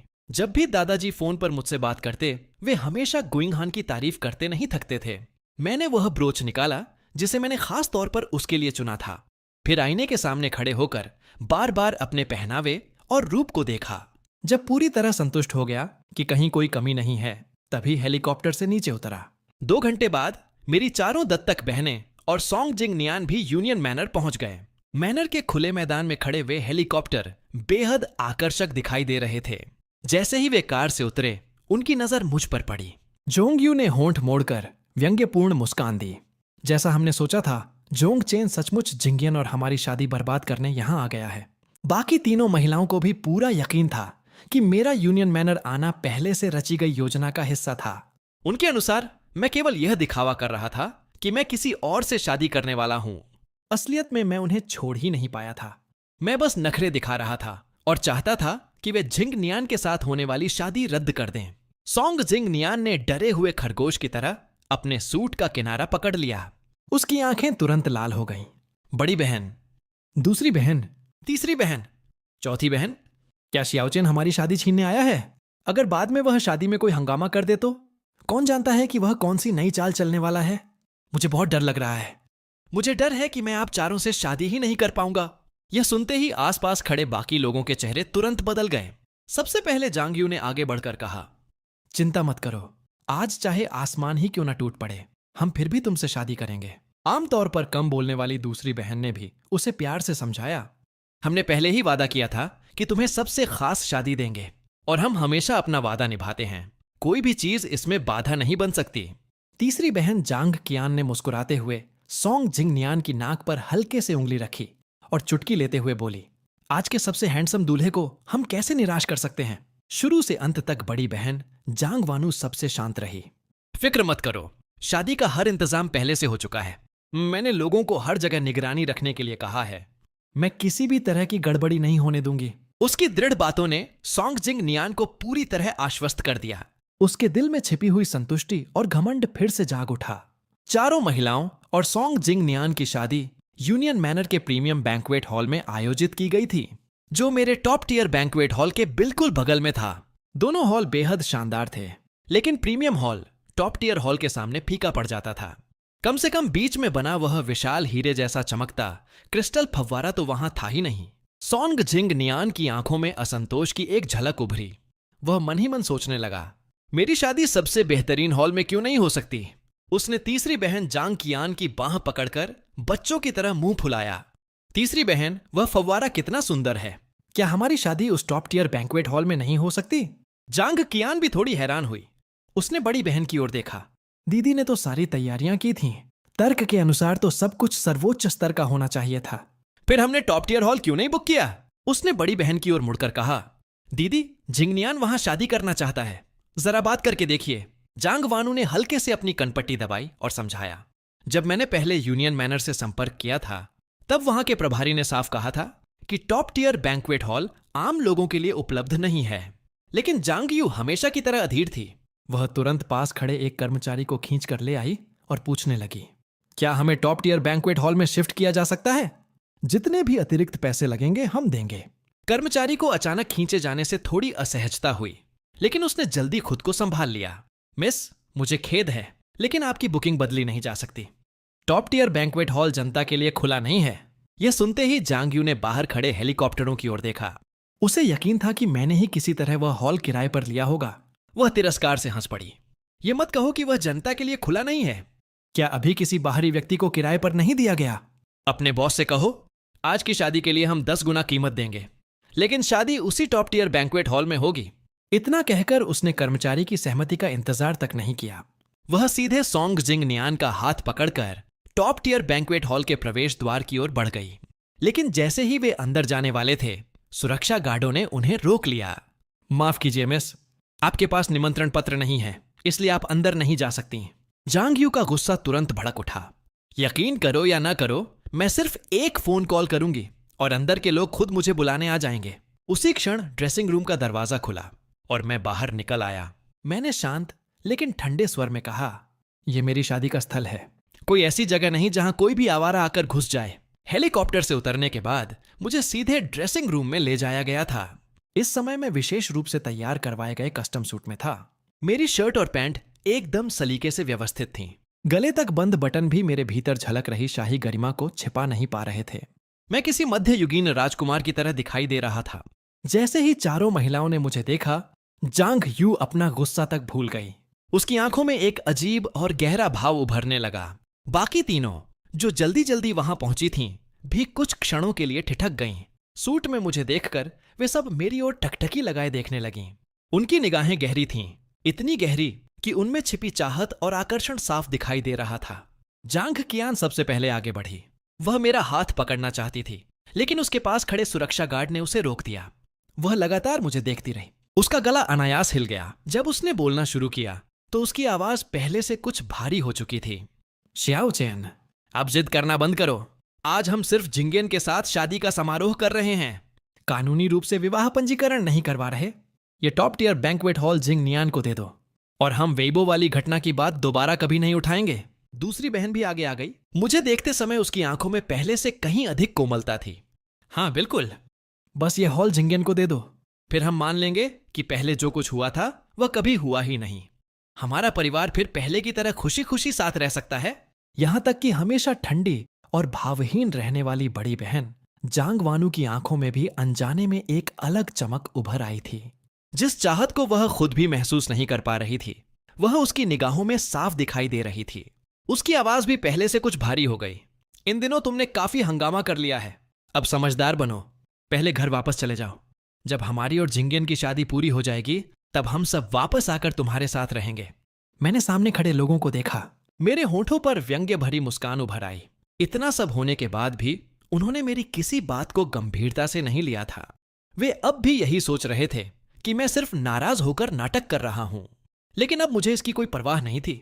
मैंने शांत स्वर में कहा, मैं पहले ही कह चुका हूं कि मैं यहां शादी करने आया हूं। यह मेरी शादी का स्थल है, मैं इसे तुम्हें क्यों दूं? लेकिन मेरी बात पूरी होने से पहले ही सोंग जिंग नियान अचानक आश्चर्य से बोल उठा। उसकी आंखों में बनावटी मासूमियत भर गई। शियाओ चेन, तुम कह रहे हो कि तुम यहां शादी करने आए हो, लेकिन मैंने अब तक दुल्हन को देखा ही नहीं। क्या कोई इंसान अकेले भी शादी कर सकता है? वह हल्का सा मुस्कुराया और फिर ताना मारते हुए बोला, कहीं ऐसा तो नहीं कि तुम अब भी आप लोगों की शादी छीनने की कोशिश कर रहा हूं? सोंग जिंग नियान का बार बार मासूम बनने और चालाकी से भरे नाटक करना अब मुझे सचमुच परेशान करने लगा था। मैंने झुंझलाकर जवाब दिया, मैं तुम्हें पहले ही बता चुका हूं कि मेरी अपनी पत्नी है। तुम पांचों जो चाहे करो, मुझे उससे कोई मतलब नहीं। बस मुझे और मेरी पत्नी को परेशान मत करो। अगर उसने यह सब देख लिया तो कहीं वह गलत फहमी न पाल ले। सोंग जिंग नियान ने चारों ओर नजर दौड़ाई, फिर पलकें झपकाते हुए मासूमियत से बोला, शियाओ चेन, तुम इतनी देर से अपनी पत्नी की बात कर रहे हो, लेकिन तुम्हारी पत्नी है कहां? चारों दत्तक बहनों ने भी आसपास देखा, लेकिन उन्हें सचमुच कहीं कोई दुल्हन दिखाई नहीं दी। इससे उनका यकीन और भी मजबूत हो गया कि मैं जानबूझकर हंगामा खड़ा कर रहा था। जांग वानू ने अपनी कलाई घड़ी की ओर देखा और फिर पहले से अधिक सख्त लहजे में बोली, शियाओ चेन, अब यह जिद बंद करो। जिंग नियान के साथ शादी का समारोह शुरू होने ही वाला है। ये टॉप टियर बैंक्वेट हॉल हमें दे दो, मैं किसी को भेजकर तुम्हें वापस विला भिजवा दूंगी। जैसे ही उसने शादी शुरू होने की बात कही, आमतौर पर नरम स्वभाव वाली दूसरी बहन भी कुछ अधीर हो गई। बार बार एक ही तरह की चालें चलने का कोई मतलब नहीं है। मैंने तुरंत पलटकर कहा, आखिर तुम लोगों के साथ खेल कौन खेल रहा है? मैंने साफ कहा है कि मेरी पत्नी है। मेरी पत्नी गुइंग हान है। यह कहने के बाद मैंने सीधे सुरक्षा गार्डों को आदेश दिया, इन 5 लोगों को आज बैंक्वेट हॉल के प्रवेश द्वार के पास भी दिखाई नहीं देना चाहिए। अगर इनमें से कोई एक भी अंदर आने की कोशिश करे तो उसे तुरंत बाहर निकाल देना। जी यंग मास्टर। आदेश मिलते ही सुरक्षा गार्ड उन्हें बाहर ले जाने के लिए आगे बढ़ गए। जांग यू का गुस्सा तुरंत भड़क उठा। गु परिवार एक प्रतिष्ठित सैन्य परिवार है। वे तुम्हारे जैसे घमंडी और बिगड़े हुए अमीर लड़के को क्यों पसंद करेंगे? मैं तुम्हें आखिरी बार कह रही हूं, झिंगन्यान और हमारी शादी में रुकावट डालना बंद करो और तुरंत घर लौट जाओ। जैसे ही उसकी बात खत्म हुई, उसके पीछे से एक गरिमामयी और प्रभावशाली महिला स्वर सुनाई दिया, मुझे लगता है यहां से जाने की जरूरत तुम लोगों को है। गुइंग हान लंबी और आत्मविश्वास भरी चालों से कार से बाहर उतरी। उसके नयन नक्श बेहद सुंदर और तराशे हुए थे। उसकी आंखों और भौहों में ठंडा सौंदर्य और शालीनता झलक रही थी। उसका व्यक्तित्व शांत, संयमित और प्रभावशाली था। उसने कई परतों वाली हल्की जालीदार शादी की पोशाक पहन रखी थी, जिस पर नाजुक गुलाबों की कढ़ाई बनी हुई थी। वह पोशाक उसकी सुंदर गर्दन की रेखाओं को और उभार रही थी। झीनी जाली के भीतर से उसकी दूधिया त्वचा हल्की हल्की दिखाई दे रही थी। वह किसी स्वर्ग से धरती पर उतरी परी जैसी लग रही थी। उसके सिर पर पिछली शताब्दी का एक प्राचीन और कीमती मुकुट सजा हुआ था, जो उसे और भी शाही और गरिमामयी बना रहा था। वह सीधे मेरी 4 दत्तक बहनों और सोंग जिंगन्यान के पास से गुजरी और आकर मेरे बगल में खड़ी हो गई। गुइंग हान ने मेरी ओर कोमल नजरों से देखा। माफ करना, मुझे आने में देर हो गई। आखिरी समय पर एक जरूरी मिशन आ गया था। उसे पूरा करने के बाद ही मैं यहां आ पाई। मैंने उसकी ओर देखा। उसके माथे पर अभी भी पसीने की महीन बूंदें चमक रही थीं। स्पष्ट था कि वह बिना रुके सीधे यहां पहुंची थी। अनजाने में मेरा हाथ उसके माथे का पसीना पोंछने के लिए उठ गया, लेकिन तभी जांगयू की आवाज ने मुझे रोक दिया। और ये अभिनेत्री तुम्हें कहां से मिल गई? हमारे पास तुम्हारे साथ समय बर्बाद करने का वक्त नहीं है। जल्दी से यह बैंक्वेट हॉल जिंगन्यान को दे दो। गुइंग हान का अधिकांश समय सेना में बीतता था और वह शायद ही कभी सार्वजनिक कार्यक्रमों में दिखाई देती थी। उसकी तस्वीरें कभी पत्रिकाओं या मीडिया में प्रकाशित नहीं हुई थीं। इसके अलावा उसने मुझसे अपने प्रेम का इजहार भी हमेशा निजी तौर पर ही किया था, इसलिए यहां मौजूद लोगों का उसे पहचान न पाना स्वाभाविक था। मुझे अब भी उनके सामने खड़ा देखकर और उनकी शादी में देरी होते देख सोंग जिंगन्यान ने एक बार फिर अपना दयनीय नाटक शुरू कर दिया। उसने जबरदस्ती आंखों में आंसू भर लिए और दुखी स्वर में बोला, शियाओचेन, मैं जानता हूं कि तुम इस बात से जलते हो कि बहनें मुझसे शादी कर रही हैं। वे सिर्फ इसलिए मेरी मदद कर रही हैं क्योंकि वे नहीं चाहती कि लोग मुझे नीचा समझें। इसी वजह से वे चारों आज मुझसे एक साथ शादी कर रही हैं। अब तो पूरी दुनिया यह बात जान चुकी है। अगर तुम शादी रुकवाने की कोशिश करते रहे तो मैं सबके सामने हंसी का पात्र बन जाऊंगा। फिर मैं हैकिंग शहर में बिल्कुल नहीं रह पाऊंगा। मुझे वापस अपने गांव लौटना पड़ेगा। और अगर ऐसा हुआ तो शायद मैं अपनी पूरी जिंदगी उन पहाड़ों से बाहर कभी नहीं निकल पाऊंगा। यह कहते कहते उसकी आंखों से बड़े बड़े आंसू गिरने लगे। उसे इस हालत में देखकर 4 दत्तक बहनों का दिल फिर पिघल गया, लेकिन इस बार मैंने उसे बिल्कुल भी नहीं बख्शा। मैंने सीधे कहा, तुम्हारी हालत की वजह मैं नहीं हूं। तुम इसलिए मुश्किल में हो क्योंकि तुमने मेरा ग्रेजुएशन डिजाइन चुराकर उसे अपना बताया। गलती तुम्हारी थी। मैंने तुम्हारी जिंदगी बर्बाद नहीं की, इसलिए यहां बेचारगी का नाटक करना बंद करो। मेरी बात सुनते ही जांगयू ने अपनी मुट्ठियां भींच लीं। दांत पीसते हुए उसने मेरी ओर देखा और बोली, जोंगचेन, अब बहुत हो गया। झिंगन्यान उस बात के लिए तुमसे माफी मांग चुका है। उसने बस मेरे कंप्यूटर में वह डिजाइन देखा था और उससे प्रेरणा ली थी। उसने जानबूझकर चोरी नहीं की थी। तुम आखिर कब तक इस बात को पकड़े रहोगे? यह आक्रामक रवैया दिखाकर तुम आखिर किसे प्रभावित करना चाहते हो? मेरे होठों पर ठंडी मुस्कान उभर आई। मैं आक्रामक हूं? अगर उसे सच में अपनी गलती का एहसास होता तो वह सूट पहनकर यहां नहीं आता जो मैंने डिजाइन किया था। उसे अच्छी तरह पता है कि उसने मेरी रचना की नकल की है। मेरी बात सुनते ही जांगयू एक पल के लिए निरुत्तर हो गई। जांग वानू ने भौहें सिकोड़ लीं। उसकी आवाज पहले से कई गुना अधिक कठोर हो चुकी थी। बस, ये मामला यहीं खत्म होता है। इसके बाद उसने मेरे पास खड़ी गुइंग हान की ओर देखा। उसकी निगाहें गुइंग हान पर कुछ क्षणों तक ठहरी रहीं। व्यापार जगत में वर्षों तक संघर्ष करने के अनुभव के आधार पर वह समझ चुकी थी कि उसके सामने खड़ी यह महिला कोई साधारण अभिनेत्री नहीं हो सकती। कुछ देर चुप रहने के बाद उसने शांत स्वर में कहा, शियाओचेन, लगता है कि इन वर्षों में हमने तुम्हें कुछ ज्यादा ही सिर पर चढ़ा लिया है। जिंग नियान के साथ हमारी शादी खत्म होने के बाद हमें तुम्हें अच्छे से अनुशासन सिखाना पड़ेगा। इतनी देर से चुप खड़ी दूसरी बहन भी आखिरकार आगे बढ़ी और बोलने लगी। आखिरकार दूसरी बहन भी बोल उठी, अगर तुम अभी चुपचाप एक तरफ हट जाओ और हमें तथा जिंगनियान को आज रात शादी शांतिपूर्वक पूरी करने दो, तो हम तुमसे माफी मांगने की जिद भी नहीं करेंगे। उसकी बात पूरी होते ही गुइंग हान सीधे मेरे सामने आकर खड़ी हो गई, मानो मुझे अपने पीछे सुरक्षित कर रही हो। उसका चेहरा ठंडा पड़ गया था और उसकी आवाज में ऐसा दबाव था जिसे नजरअंदाज करना असंभव था। जो आदमी गुइंग हान का है, उसे अनुशासन सिखाने का अधिकार तुम लोगों को किसने दिया? गुइंग हान के यह कहते ही सामने खड़ी महिलाओं के चेहरे तुरंत बदल गए, खासकर जांग क्यूंकिन के। जब उसने मुझे गुइंग हान के पीछे खड़े देखा तो उसके भीतर एक अजीब सी जलन और गुस्सा भड़क उठा। उसके चेहरे की मुस्कान गायब हो गई। उसने आंखें सिकोड़कर गुइंग हान को ऊपर से नीचे तक देखा और व्यंग्य से भरी आवाज में बोली, तुम किस मनोरंजन कंपनी के साथ अनुबंधित हो? मुझे मानना पड़ेगा तुम्हारे अंदर सर्वश्रेष्ठ अभिनेत्री बनने की पूरी क्षमता है। क्या तुम्हें पता भी है कि गुइंग हान कौन है? उसकी नकल करने की हिम्मत कैसे हुई तुम्हारी? यह सुनकर गुइंग हान ने मेरी ओर देखा। उसकी आंखें जैसे पूछ रही थीं, क्या तुम्हारी ये दत्तक बहनें हमेशा से ऐसी ही थीं? क्या इन्हें किसी की बात समझ ही नहीं आती? मैंने हल्के से सिर हिलाकर उसकी बात की पुष्टि कर दी। हमें इस तरह एक दूसरे की ओर देखते हुए देखकर जांग यू का गुस्सा और भड़क गया। जोंगचेन, हद मत पार करो। क्या तुम्हें पता भी है कि गु परिवार की हैसियत क्या है? अगर उन्हें इस बारे में पता चला तो फिर बड़ी बहन को ही तुम्हारी गड़बड़ी साफ करनी पड़ेगी। जल्दी से यह बैंक्वेट हॉल हमें दे दो। हम जिंगनियान के साथ शादी करने वाले हैं। गुइंग हान हल्का सा हंसी। फिर उसने अपने साथ आए अंगरक्षकों की ओर इशारा किया, इन्हें बाहर ले जाओ। जब ये लोग इंसानों की भाषा समझ ही नहीं सकते तो इन्हें सीधे तौर पर व्यवहार करना सिखाना पड़ेगा।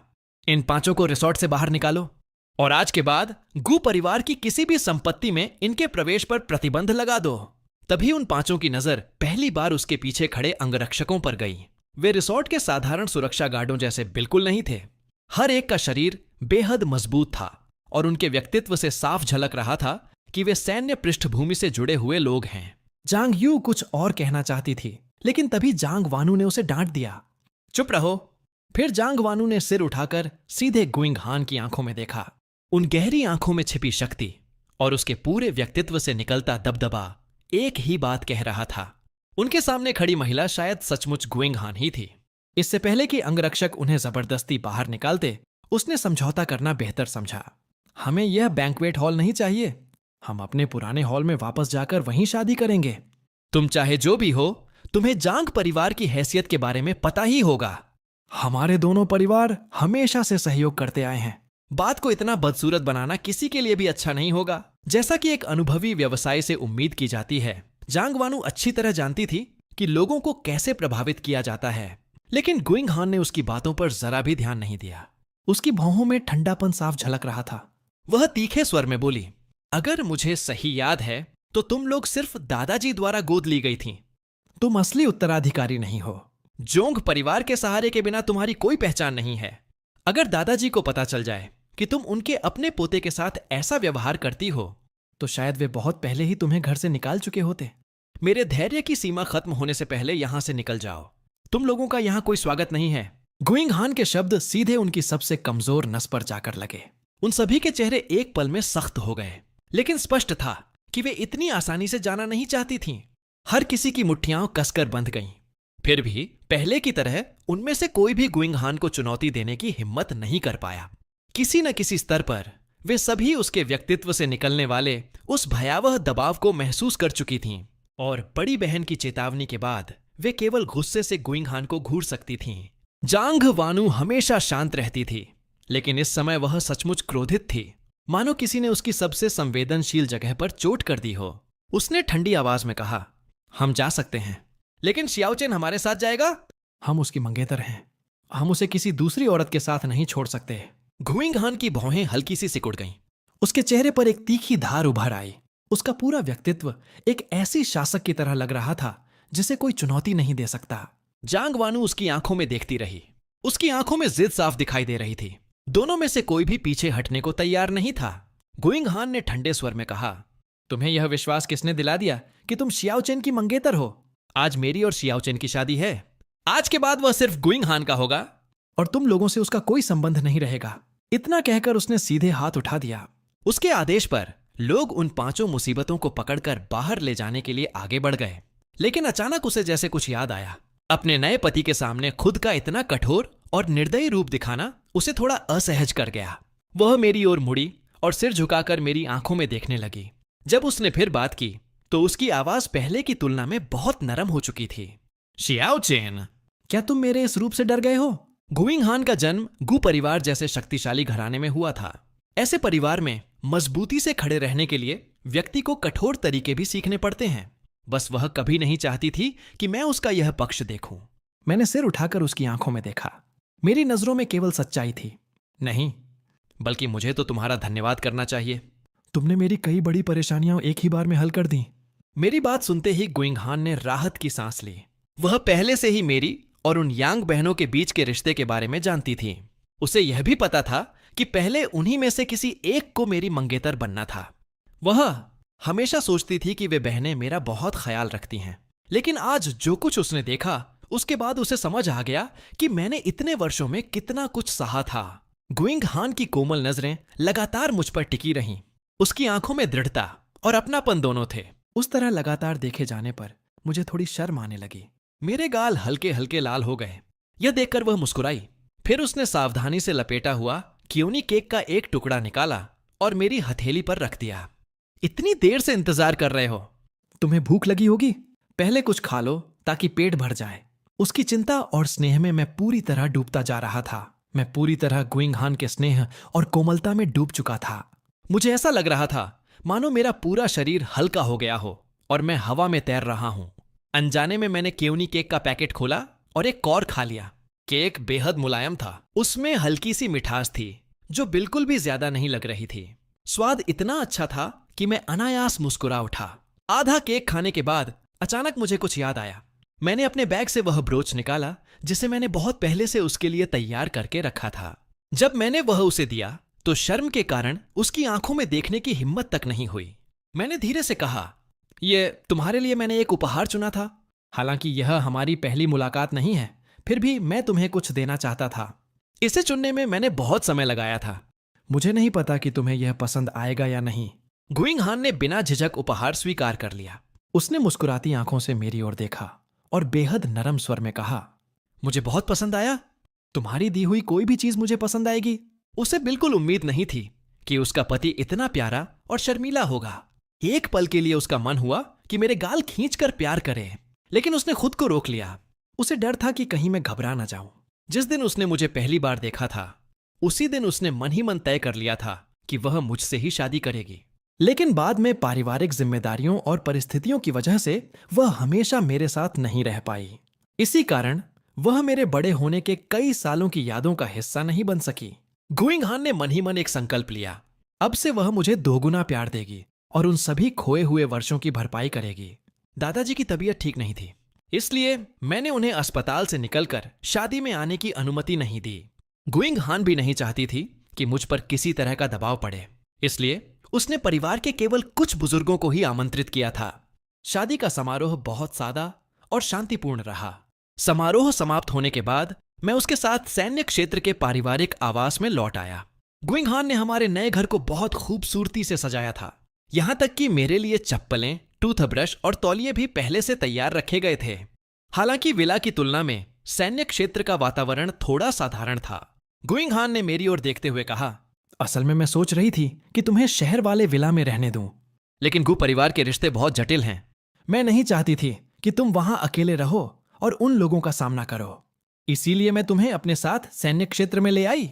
यहाँ की सुविधाएं शायद थोड़ी कम हो, लेकिन यहाँ कोई भी तुम्हें परेशान करने नहीं आएगा।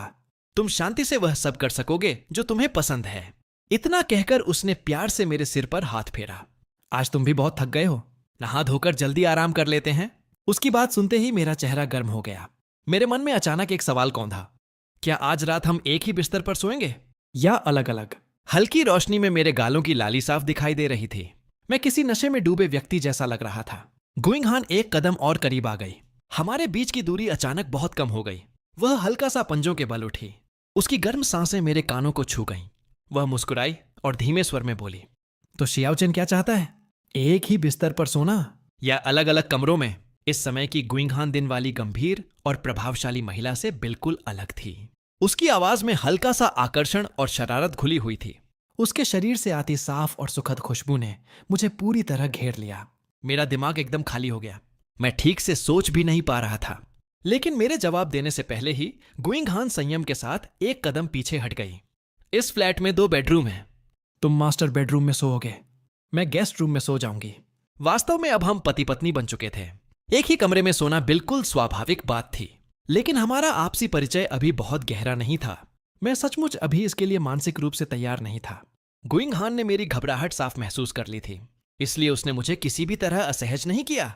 उधर उसी समय हैकिंग शहर के विला के बाहर जांग वानू और बाकी लोग सोंगजिंग नियान को लेकर वापस लौटे। लेकिन विला का मुख्य दरवाजा कसकर बंद था। उन्होंने पुराना पासवर्ड डाला, फिर दोबारा कोशिश की, लेकिन किसी भी तरह दरवाजा नहीं खुला। जांग वानू ने तुरंत अपनी सहायक को फोन किया, किसी को भेजकर देखो, विला के पासवर्ड लॉक में क्या समस्या आ गई है। दूसरी तरफ से कुछ देर तक कोई जवाब नहीं आया। फिर सहायक ने धीरे से कहा, बॉस, यह विला इस समय सेकंड हैंड हाउसिंग मार्केट में बिक्री के लिए सूचीबद्ध है। मैं आपको लिस्टिंग का लिंक भेज रही हूं, कृपया एक बार देख लीजिए।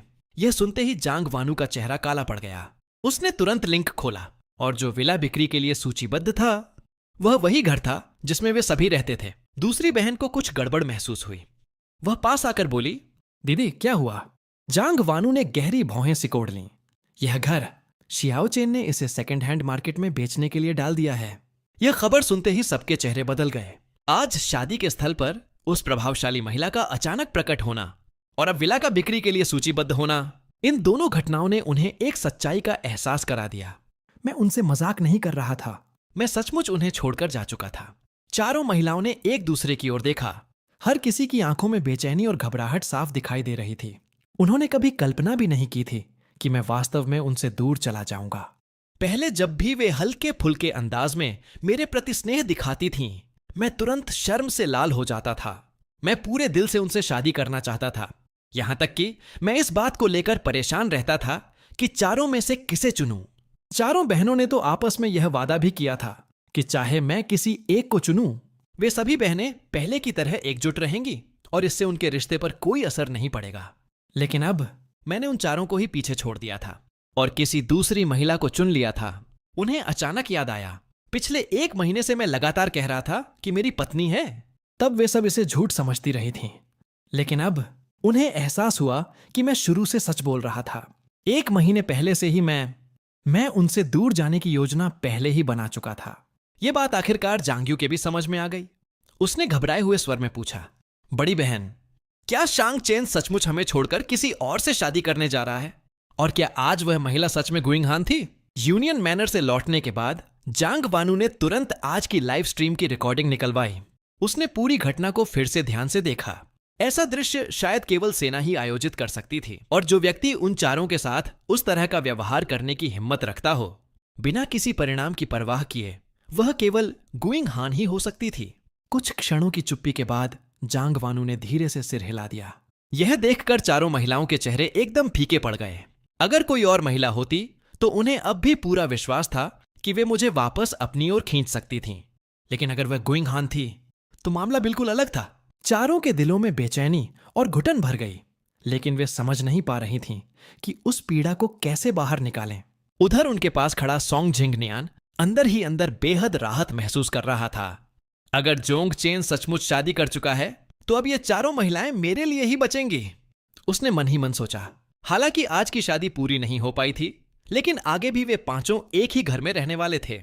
उनके बीच भावनाएं विकसित होने के लिए अभी भी बहुत समय था, और जब वह चारों में से किसी एक से शादी कर लेगा तब वह हैकिंग शहर में पूरी तरह स्थापित हो जाएगा। यह सोचकर उसके भीतर खुशी की लहर दौड़ गई, लेकिन बाहर से उसने दुखी बनने का अभिनय किया। उसने धीमी आवाज में कहा, शियाओचेन तो जानता था कि आप सब इसी विला में साथ बड़े हुए हैं, फिर उसने यह घर बेचने का फैसला क्यों किया? सोंगजिंग नियान की बात सुनते ही बाकी लोगों के चेहरे और भी उदास हो गए। मैंने केवल उन्हें ही नहीं छोड़ा था, मैंने उन सभी यादों और वर्षों के रिश्तों को भी पीछे छोड़ दिया था जो हमने साथ बिताए थे। इस समय उनके लिए सबसे महत्वपूर्ण बात विला को बचाना था। भले ही मैं जा चुका था, लेकिन कम से कम यह घर तो रहना चाहिए था। ताकि उनके पास उन यादों को थामे रखने के लिए कुछ बचा रहे। जांग वानू ने तुरंत अपनी सहायक को फोन किया। इस विला को वापस खरीद लो। सहायक कुछ पल चुप रही, फिर असहज स्वर में बोली, बॉस, खाते में पर्याप्त पैसे नहीं हैं। जांग वानू की भौहें सिकुड़ गईं। पैसे नहीं हैं? क्यों? क्या कंपनी में कोई समस्या आ गई है? सहायक घबराई हुई आवाज में बोली, नहीं बॉस, कंपनी बिल्कुल ठीक है, लेकिन अब आपको कंपनी के फंड इस्तेमाल करने का अधिकार नहीं है। ओल्ड मास्टर ने आपकी सभी वित्तीय अनुमतियां वापस ले ली हैं और आपके निजी खाते में भी इतने पैसे नहीं हैं कि आप यह विला खरीद सकें। उसके बाद कुछ क्षणों के लिए सन्नाटा छा गया। फोन पर आती आवाज पूरे हॉल में साफ सुनाई दे रही थी। वहां मौजूद हर व्यक्ति ने वह बात सुन ली। अगर दादाजी ने खुद हस्तक्षेप किया था तो इसका मतलब था कि उन्हें मेरी शादी के बारे में सब पता चल चुका था। वे हमेशा जानते थे कि उन्होंने इन चारों लड़कियों को मेरे लिए ही पाला पोसा था ताकि वे भविष्य में मेरी मंगेतर बन सकें। लेकिन अब उनके पास कोई उम्मीद बाकी नहीं बची थी। जांग कियान आगे बढ़ी और बड़ी बहन के कंधे पर हाथ रखा। दीदी, मेरे पास कुछ बचत है। देखिए, अगर सबका पैसा जोड़ दें तो शायद काफी हो जाए। दूसरी बहन भी तुरंत बोली, मेरा पैसा भी जोड़ दीजिए। जांग यू ने जल्दी से कहा, मेरी सारी रेसिंग प्राइज मनी मैंने बचा कर रखी है। वह भी ले लीजिए। यह विला हैकिंग शहर के सबसे महंगे इलाके में स्थित था। उसकी कीमत 1 अरब से भी अधिक थी। चारों ने कभी नहीं सोचा था कि एक दिन ऐसा भी आएगा जब उन्हें एक घर खरीदने के लिए अपना सारा पैसा इकट्ठा करना पड़ेगा। कुछ देर के लिए फिर सब चुप हो गए। सोंग जिंग नियान का चेहरा यह सब सुनकर एक पल के लिए बदल गया, लेकिन अगले ही क्षण उसने खुद को शांत कर लिया। आखिर जांग वानू देश की शीर्ष वित्तीय विशेषज्ञों में से एक थी। दूसरी बहन विश्व प्रसिद्ध डॉक्टर थी। तीसरी बहन पुरस्कार विजेता अभिनेत्री थी और चौथी बहन पेशेवर रेसिंग ड्राइवर थी। जोंग परिवार का सहारा न भी हो तब भी वे चारों आराम से जीवन जी सकती थीं। इसके अलावा वह खुद भी इस विला में रहने का आदी हो चुका था। दूसरे घर उसे छोटे और साधारण लगते थे। वह उन्हें पसंद ही नहीं करता था। इसलिए उसने भी सावधानी से कहा, बड़ी बहन, मेरे पास भी कुछ पैसे हैं। लेकिन वह अपनी बात पूरी भी नहीं कर पाया था कि जांग यू ने बीच में ही रोक दिया। तुम्हारे पास कितना पैसा होगा? यह सुनकर सोंग जिंग नियान का चेहरा उतर गया। जांग यू को तुरंत एहसास हुआ कि उसकी बात कुछ कठोर हो गई थी। वह जल्दी से बोली, मेरा वह मतलब नहीं था। इस विला का तुमसे कोई संबंध नहीं है। तुम्हें पैसे देने की जरूरत नहीं है। लेकिन उसकी यह सफाई भी सोंग जिंग नियान को अच्छा महसूस नहीं करा सकी, बल्कि उसका चेहरा और अधिक खराब हो गया। बस अब फर्क इतना था कि किसी का ध्यान उस पर नहीं था, इसलिए उसकी भावनाओं को भी किसी ने नहीं देखा। पहले ऐसा नहीं होता था। उसके चेहरे का हल्का सा बदलाव भी सबकी नजर में आ जाता था। अगर वह जरा सा भी दुखी होता तो चारों महिलाएं तुरंत बेचैन हो जाती थीं। लेकिन अब सब कुछ बदल चुका था। मेरे जाने के बाद जांग वानू ने सबका पैसा इकट्ठा किया और सहायक को विला वापस खरीदने का आदेश दे दिया। फोन रखने के बाद उसने बाकी लोगों से कहा, मेरे पास अभी कुछ स्टॉक्स और फंड भी हैं। जब वे कैश हो जाएंगे तो मैं तुम लोगों का हिस्सा लौटा दूंगी। सबसे बड़ी बहन होने के नाते वह नहीं चाहती थी कि उसकी छोटी बहनों को किसी प्रकार का नुकसान उठाना पड़े। हालांकि वे खून से जुड़ी बहनें नहीं थीं, लेकिन वर्षों की कठिनाइयों और संघर्षों ने उन्हें एक परिवार बना दिया था। वे लंबे समय से एक दूसरे के लिए सच्चे परिवार जैसी बन चुकी थीं। दूसरी बहन ने अपना चश्मा ठीक करते हुए कहा, दीदी, हमारे पास जीवन चलाने के लिए पर्याप्त पैसा है। आपको अपने निवेश निकालने की कोई जल्दी नहीं है। इसे ऐसे समझिए कि हमने अपना पैसा आपके पास सुरक्षित रखा है। जब कभी सच में जरूरत होगी हम खुद आपसे मांग लेंगे। बाकी दोनों ने भी सहमति में सिर हिलाया। हाँ दीदी, हमें कोई जल्दी नहीं है। बस विला वापस मिल जाना चाहिए। आखिर यह हमारा घर है। घर शब्द सुनते ही चारों महिलाओं की आंखें हल्की सी नम हो गईं। यही वह जगह थी जहां दादाजी ने उन्हें एक परिवार दिया था। यहीं उन्होंने मेरे साथ अनगिनत खुशियां बांटी थीं। यहीं उनकी सबसे सुंदर यादें बसी हुई थीं। सहायक ने बहुत तेजी से काम किया। 10 मिनट भी नहीं बीते थे कि खरीदारी की प्रक्रिया पूरी हो गई और मुख्य द्वार का नया पासवर्ड भी भेज दिया गया। जैसे ही चारों महिलाएं घर के अंदर दाखिल हुईं, उनके दिलों का बोझ थोड़ा हल्का हो गया। कम से कम उन्होंने उन यादों को बचा लिया था जो कभी हम सबके बीच थीं। उन्होंने पीछे खड़े सोंग जिंग नियान की ओर ध्यान भी नहीं दिया। सब सीधे मेरे कमरे की ओर बढ़ गईं, लेकिन कमरे में प्रवेश करते ही वे स्तब्ध रह गईं। उन्हें पहली बार एहसास हुआ कि घर की बहुत सी जगहें पहले जैसी नहीं रहीं। विला के अंदर कदम रखते ही उन्हें महसूस हुआ कि पूरा घर कितना सूना हो चुका है। और जब वे मेरे कमरे में पहुंची तो वहां फर्नीचर के अलावा लगभग कुछ भी नहीं बचा था। मैं इतना निर्णायक होकर गया था कि अब उनके पास इस सच को स्वीकार करने के अलावा कोई रास्ता नहीं था कि मैं वास्तव में उन्हें छोड़ चुका हूं। चारों महिलाओं ने तुरंत अपने फोन निकाले और मुझे संदेश भेजने की कोशिश की, लेकिन हर बार उन्हें केवल लाल रंग का विस्मयादिबोधक चिन्ह दिखाई देता। मैंने उन सभी को ब्लॉक कर दिया था। जांग यू को ऐसा महसूस हो रहा था मानो उसके दिल को अनगिनत कीड़े भीतर से कुतर रहे हों, लेकिन वह उस भावना को ठीक से शब्द नहीं दे पा रही थी। उसे बस बेचैनी और चिड़चिड़ाहट महसूस हो रही थी। वह झुंझलाकर बोली, उसने हम सबको ब्लॉक कैसे कर दिया? क्या इतने सालों का हमारा रिश्ता उसके लिए अब कोई मायने नहीं रखता? दूसरी बहन अपने फोन की चैट स्क्रीन को लगातार देखती रही। उसकी और मेरी बातचीत 1 महीने पहले ही रुक गई थी। पूरा चैट इतिहास देखने पर उसे एहसास हुआ कि लगभग हर संदेश मेरी ओर से माफी मांगने का था और उसके हर जवाब में केवल एक ही बात होती थी, मुझे सॉन्ग जिंग न्यान को कुछ न कुछ देने के लिए कहना। अचानक उसके पैरों से जैसे ताकत निकल गई। वह धीरे से बिस्तर पर बैठ गई। उसकी आवाज कांप रही थी। क्या हम सबने सचमुच कुछ गलत किया है? जब से जिंग न्यान हमारे जीवन में आया, हम लगातार शियाओ चेन से उसकी चीजें छीनकर जिंग न्यान को देते रहे। लेकिन वे सारी चीजें तो शुरू से उसी की थीं। कई लोग किसी चीज की कीमत तब समझते हैं जब वह हमेशा के लिए खो जाती है। चारों महिलाओं ने अपने फोन में मौजूद चैट हिस्ट्री दोबारा पढ़ी और तभी उन्हें पहली बार एहसास हुआ कि उन्होंने मुझे कितनी बार चोट पहुंचाई थी। कभी मैं उनका सबसे प्यारा और सबसे दुलारा छोटा राजकुमार हुआ करता था। फिर आखिर सब कुछ इतना बदल कैसे गया? उसी समय सॉन्ग जिंग न्यान धीरे धीरे वहां आया। उसका चेहरा सहमा हुआ था। वह संकोच से बोला, तीसरी बहन, क्या आज रात आप मेरे साथ सो सकती हैं? यह विला बहुत खाली खाली लग रहा है। मुझे सच में डर लग रहा है। जांग कियान ने उसकी ओर देखा, लेकिन इस बार उसकी आंखों में पहले जैसी नरमी नहीं थी। उसने ठंडे स्वर में कहा, अगर डर लग रहा है तो लाइट जला लो। मेरे पास आने की क्या जरूरत है? यह सुनते ही सॉन्ग जिंग न्यान वहीं जड़ हो गया। पहले जब भी उसे डर लगता था, चारों महिलाएं इस बात पर बहस करने लगती थीं कि आज रात उसे कौन सुलाएगा। लेकिन अब उनमें से किसी ने उसकी ओर ठीक से देखा तक नहीं। उसकी आंखों से तुरंत आंसू बह निकले। रूंधे गले से उसने कहा, मुझे सच में बहुत डर लग रहा है। उसे इस तरह असहाय देखकर आखिरकार वे पूरी तरह कठोर नहीं रह सकी। जांग यू आगे बढ़ी और बोली, चलो आज रात मैं तुम्हारे साथ रहूंगी। लेकिन उस रात चारों महिलाओं को बिल्कुल नींद नहीं आई। वे पूरी रात यही सोचती रहीं कि मुझे वापस कैसे लाया जाए। अब जबकि मैं इस घर में नहीं था, हर चीज खाली लग रही थी। इस विला में उनकी अनगिनत यादें बसी हुई थीं। जब मैं 10 साल का था, तब से लेकर कॉलेज से स्नातक होने तक की हर मीठी और कड़वी याद उनके मन में बार बार उभरती रही। उधर मुझे उस रात बेहद गहरी और सुकून भरी नींद आई। पुनर्जन्म के बाद यह मेरी सबसे अच्छी नींद थी। गुइंग हान ने मेरी जिंदगी से उन सभी लोगों को दूर कर दिया था। कई दिनों बाद पहली बार मुझे कोई बुरा सपना भी नहीं आया। जब मेरी आंख खुली तब लगभग दोपहर होने वाली थी। गुइंग हान अपने विश्राम समय में मेरे लिए दोपहर का खाना लेकर वापस आई थी। उसने मुस्कुराकर कहा, कैंटीन का खाना काफी फीका होता है। मुझे लगा शायद तुम्हें पसंद ना आए, इसलिए मैं बेस के बाहर से तुम्हारे लिए मसालेदार चिकन और उबले हुए पोर्क स्लाइस लेकर आई हूं। आओ छक्कर देखो। खाना खोलते ही उसकी खुशबू कमरे में फैल गई। मुझे बचपन से ही तीखा खाना बहुत पसंद था। ये दोनों व्यंजन बिल्कुल मेरी पसंद के थे। मुझे इतने चाव से खाते देखकर गुइंग हान के सामान्यतः गंभीर चेहरे पर भी हल्की मुस्कान आ गई। वह बोली, धीरे खाओ, कोई तुमसे खाना छीनने वाला नहीं है। फिर उसने मेरे हाथ में पानी का गिलास थमा दिया। आज दोपहर मेरी छुट्टी है।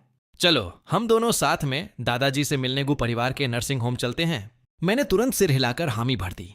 पिछले जन्म में जांग वानू और बाकी लोगों ने मुझे कैद करके रखा था। दादाजी के अंतिम समय से पहले मैं उनसे एक बार भी नहीं मिल पाया था। वह हमेशा मेरे जीवन का सबसे बड़ा पछतावा रहा। दादाजी ने अपनी जवानी में कई महान काम किए थे, लेकिन उम्र बढ़ने के साथ पुरानी चोटों का दर्द उन्हें लगातार परेशान करता रहता था। हालांकि उनका शरीर अभी भी काफी मजबूत था। मेरे पिछले जीवन में कुछ समय बाद अचानक उन्हें दिल का दौरा पड़ा था और उनका निधन हो गया था। लेकिन इस जन्म में मैं ऐसा नहीं होने दूंगा। मैं उन्हें पूरी तरह चिकित्सकीय जांच करवाऊंगा और उस दुखद घटना को होने से रोकूंगा। जब हम बाहर निकलने लगे तो गुइंग हान ने धीरे से मेरा हाथ थाम लिया। उसकी उंगलियां बेहद मुलायम थीं। उनका हल्का स्पर्श मेरी हथेली को गुदगुदाने लगा, यहां तक कि मेरा दिल भी अजीब तरह से धड़कने लगा। हम दोनों चिनार के पेड़ों की कतारों के नीचे साथ साथ चल रहे थे।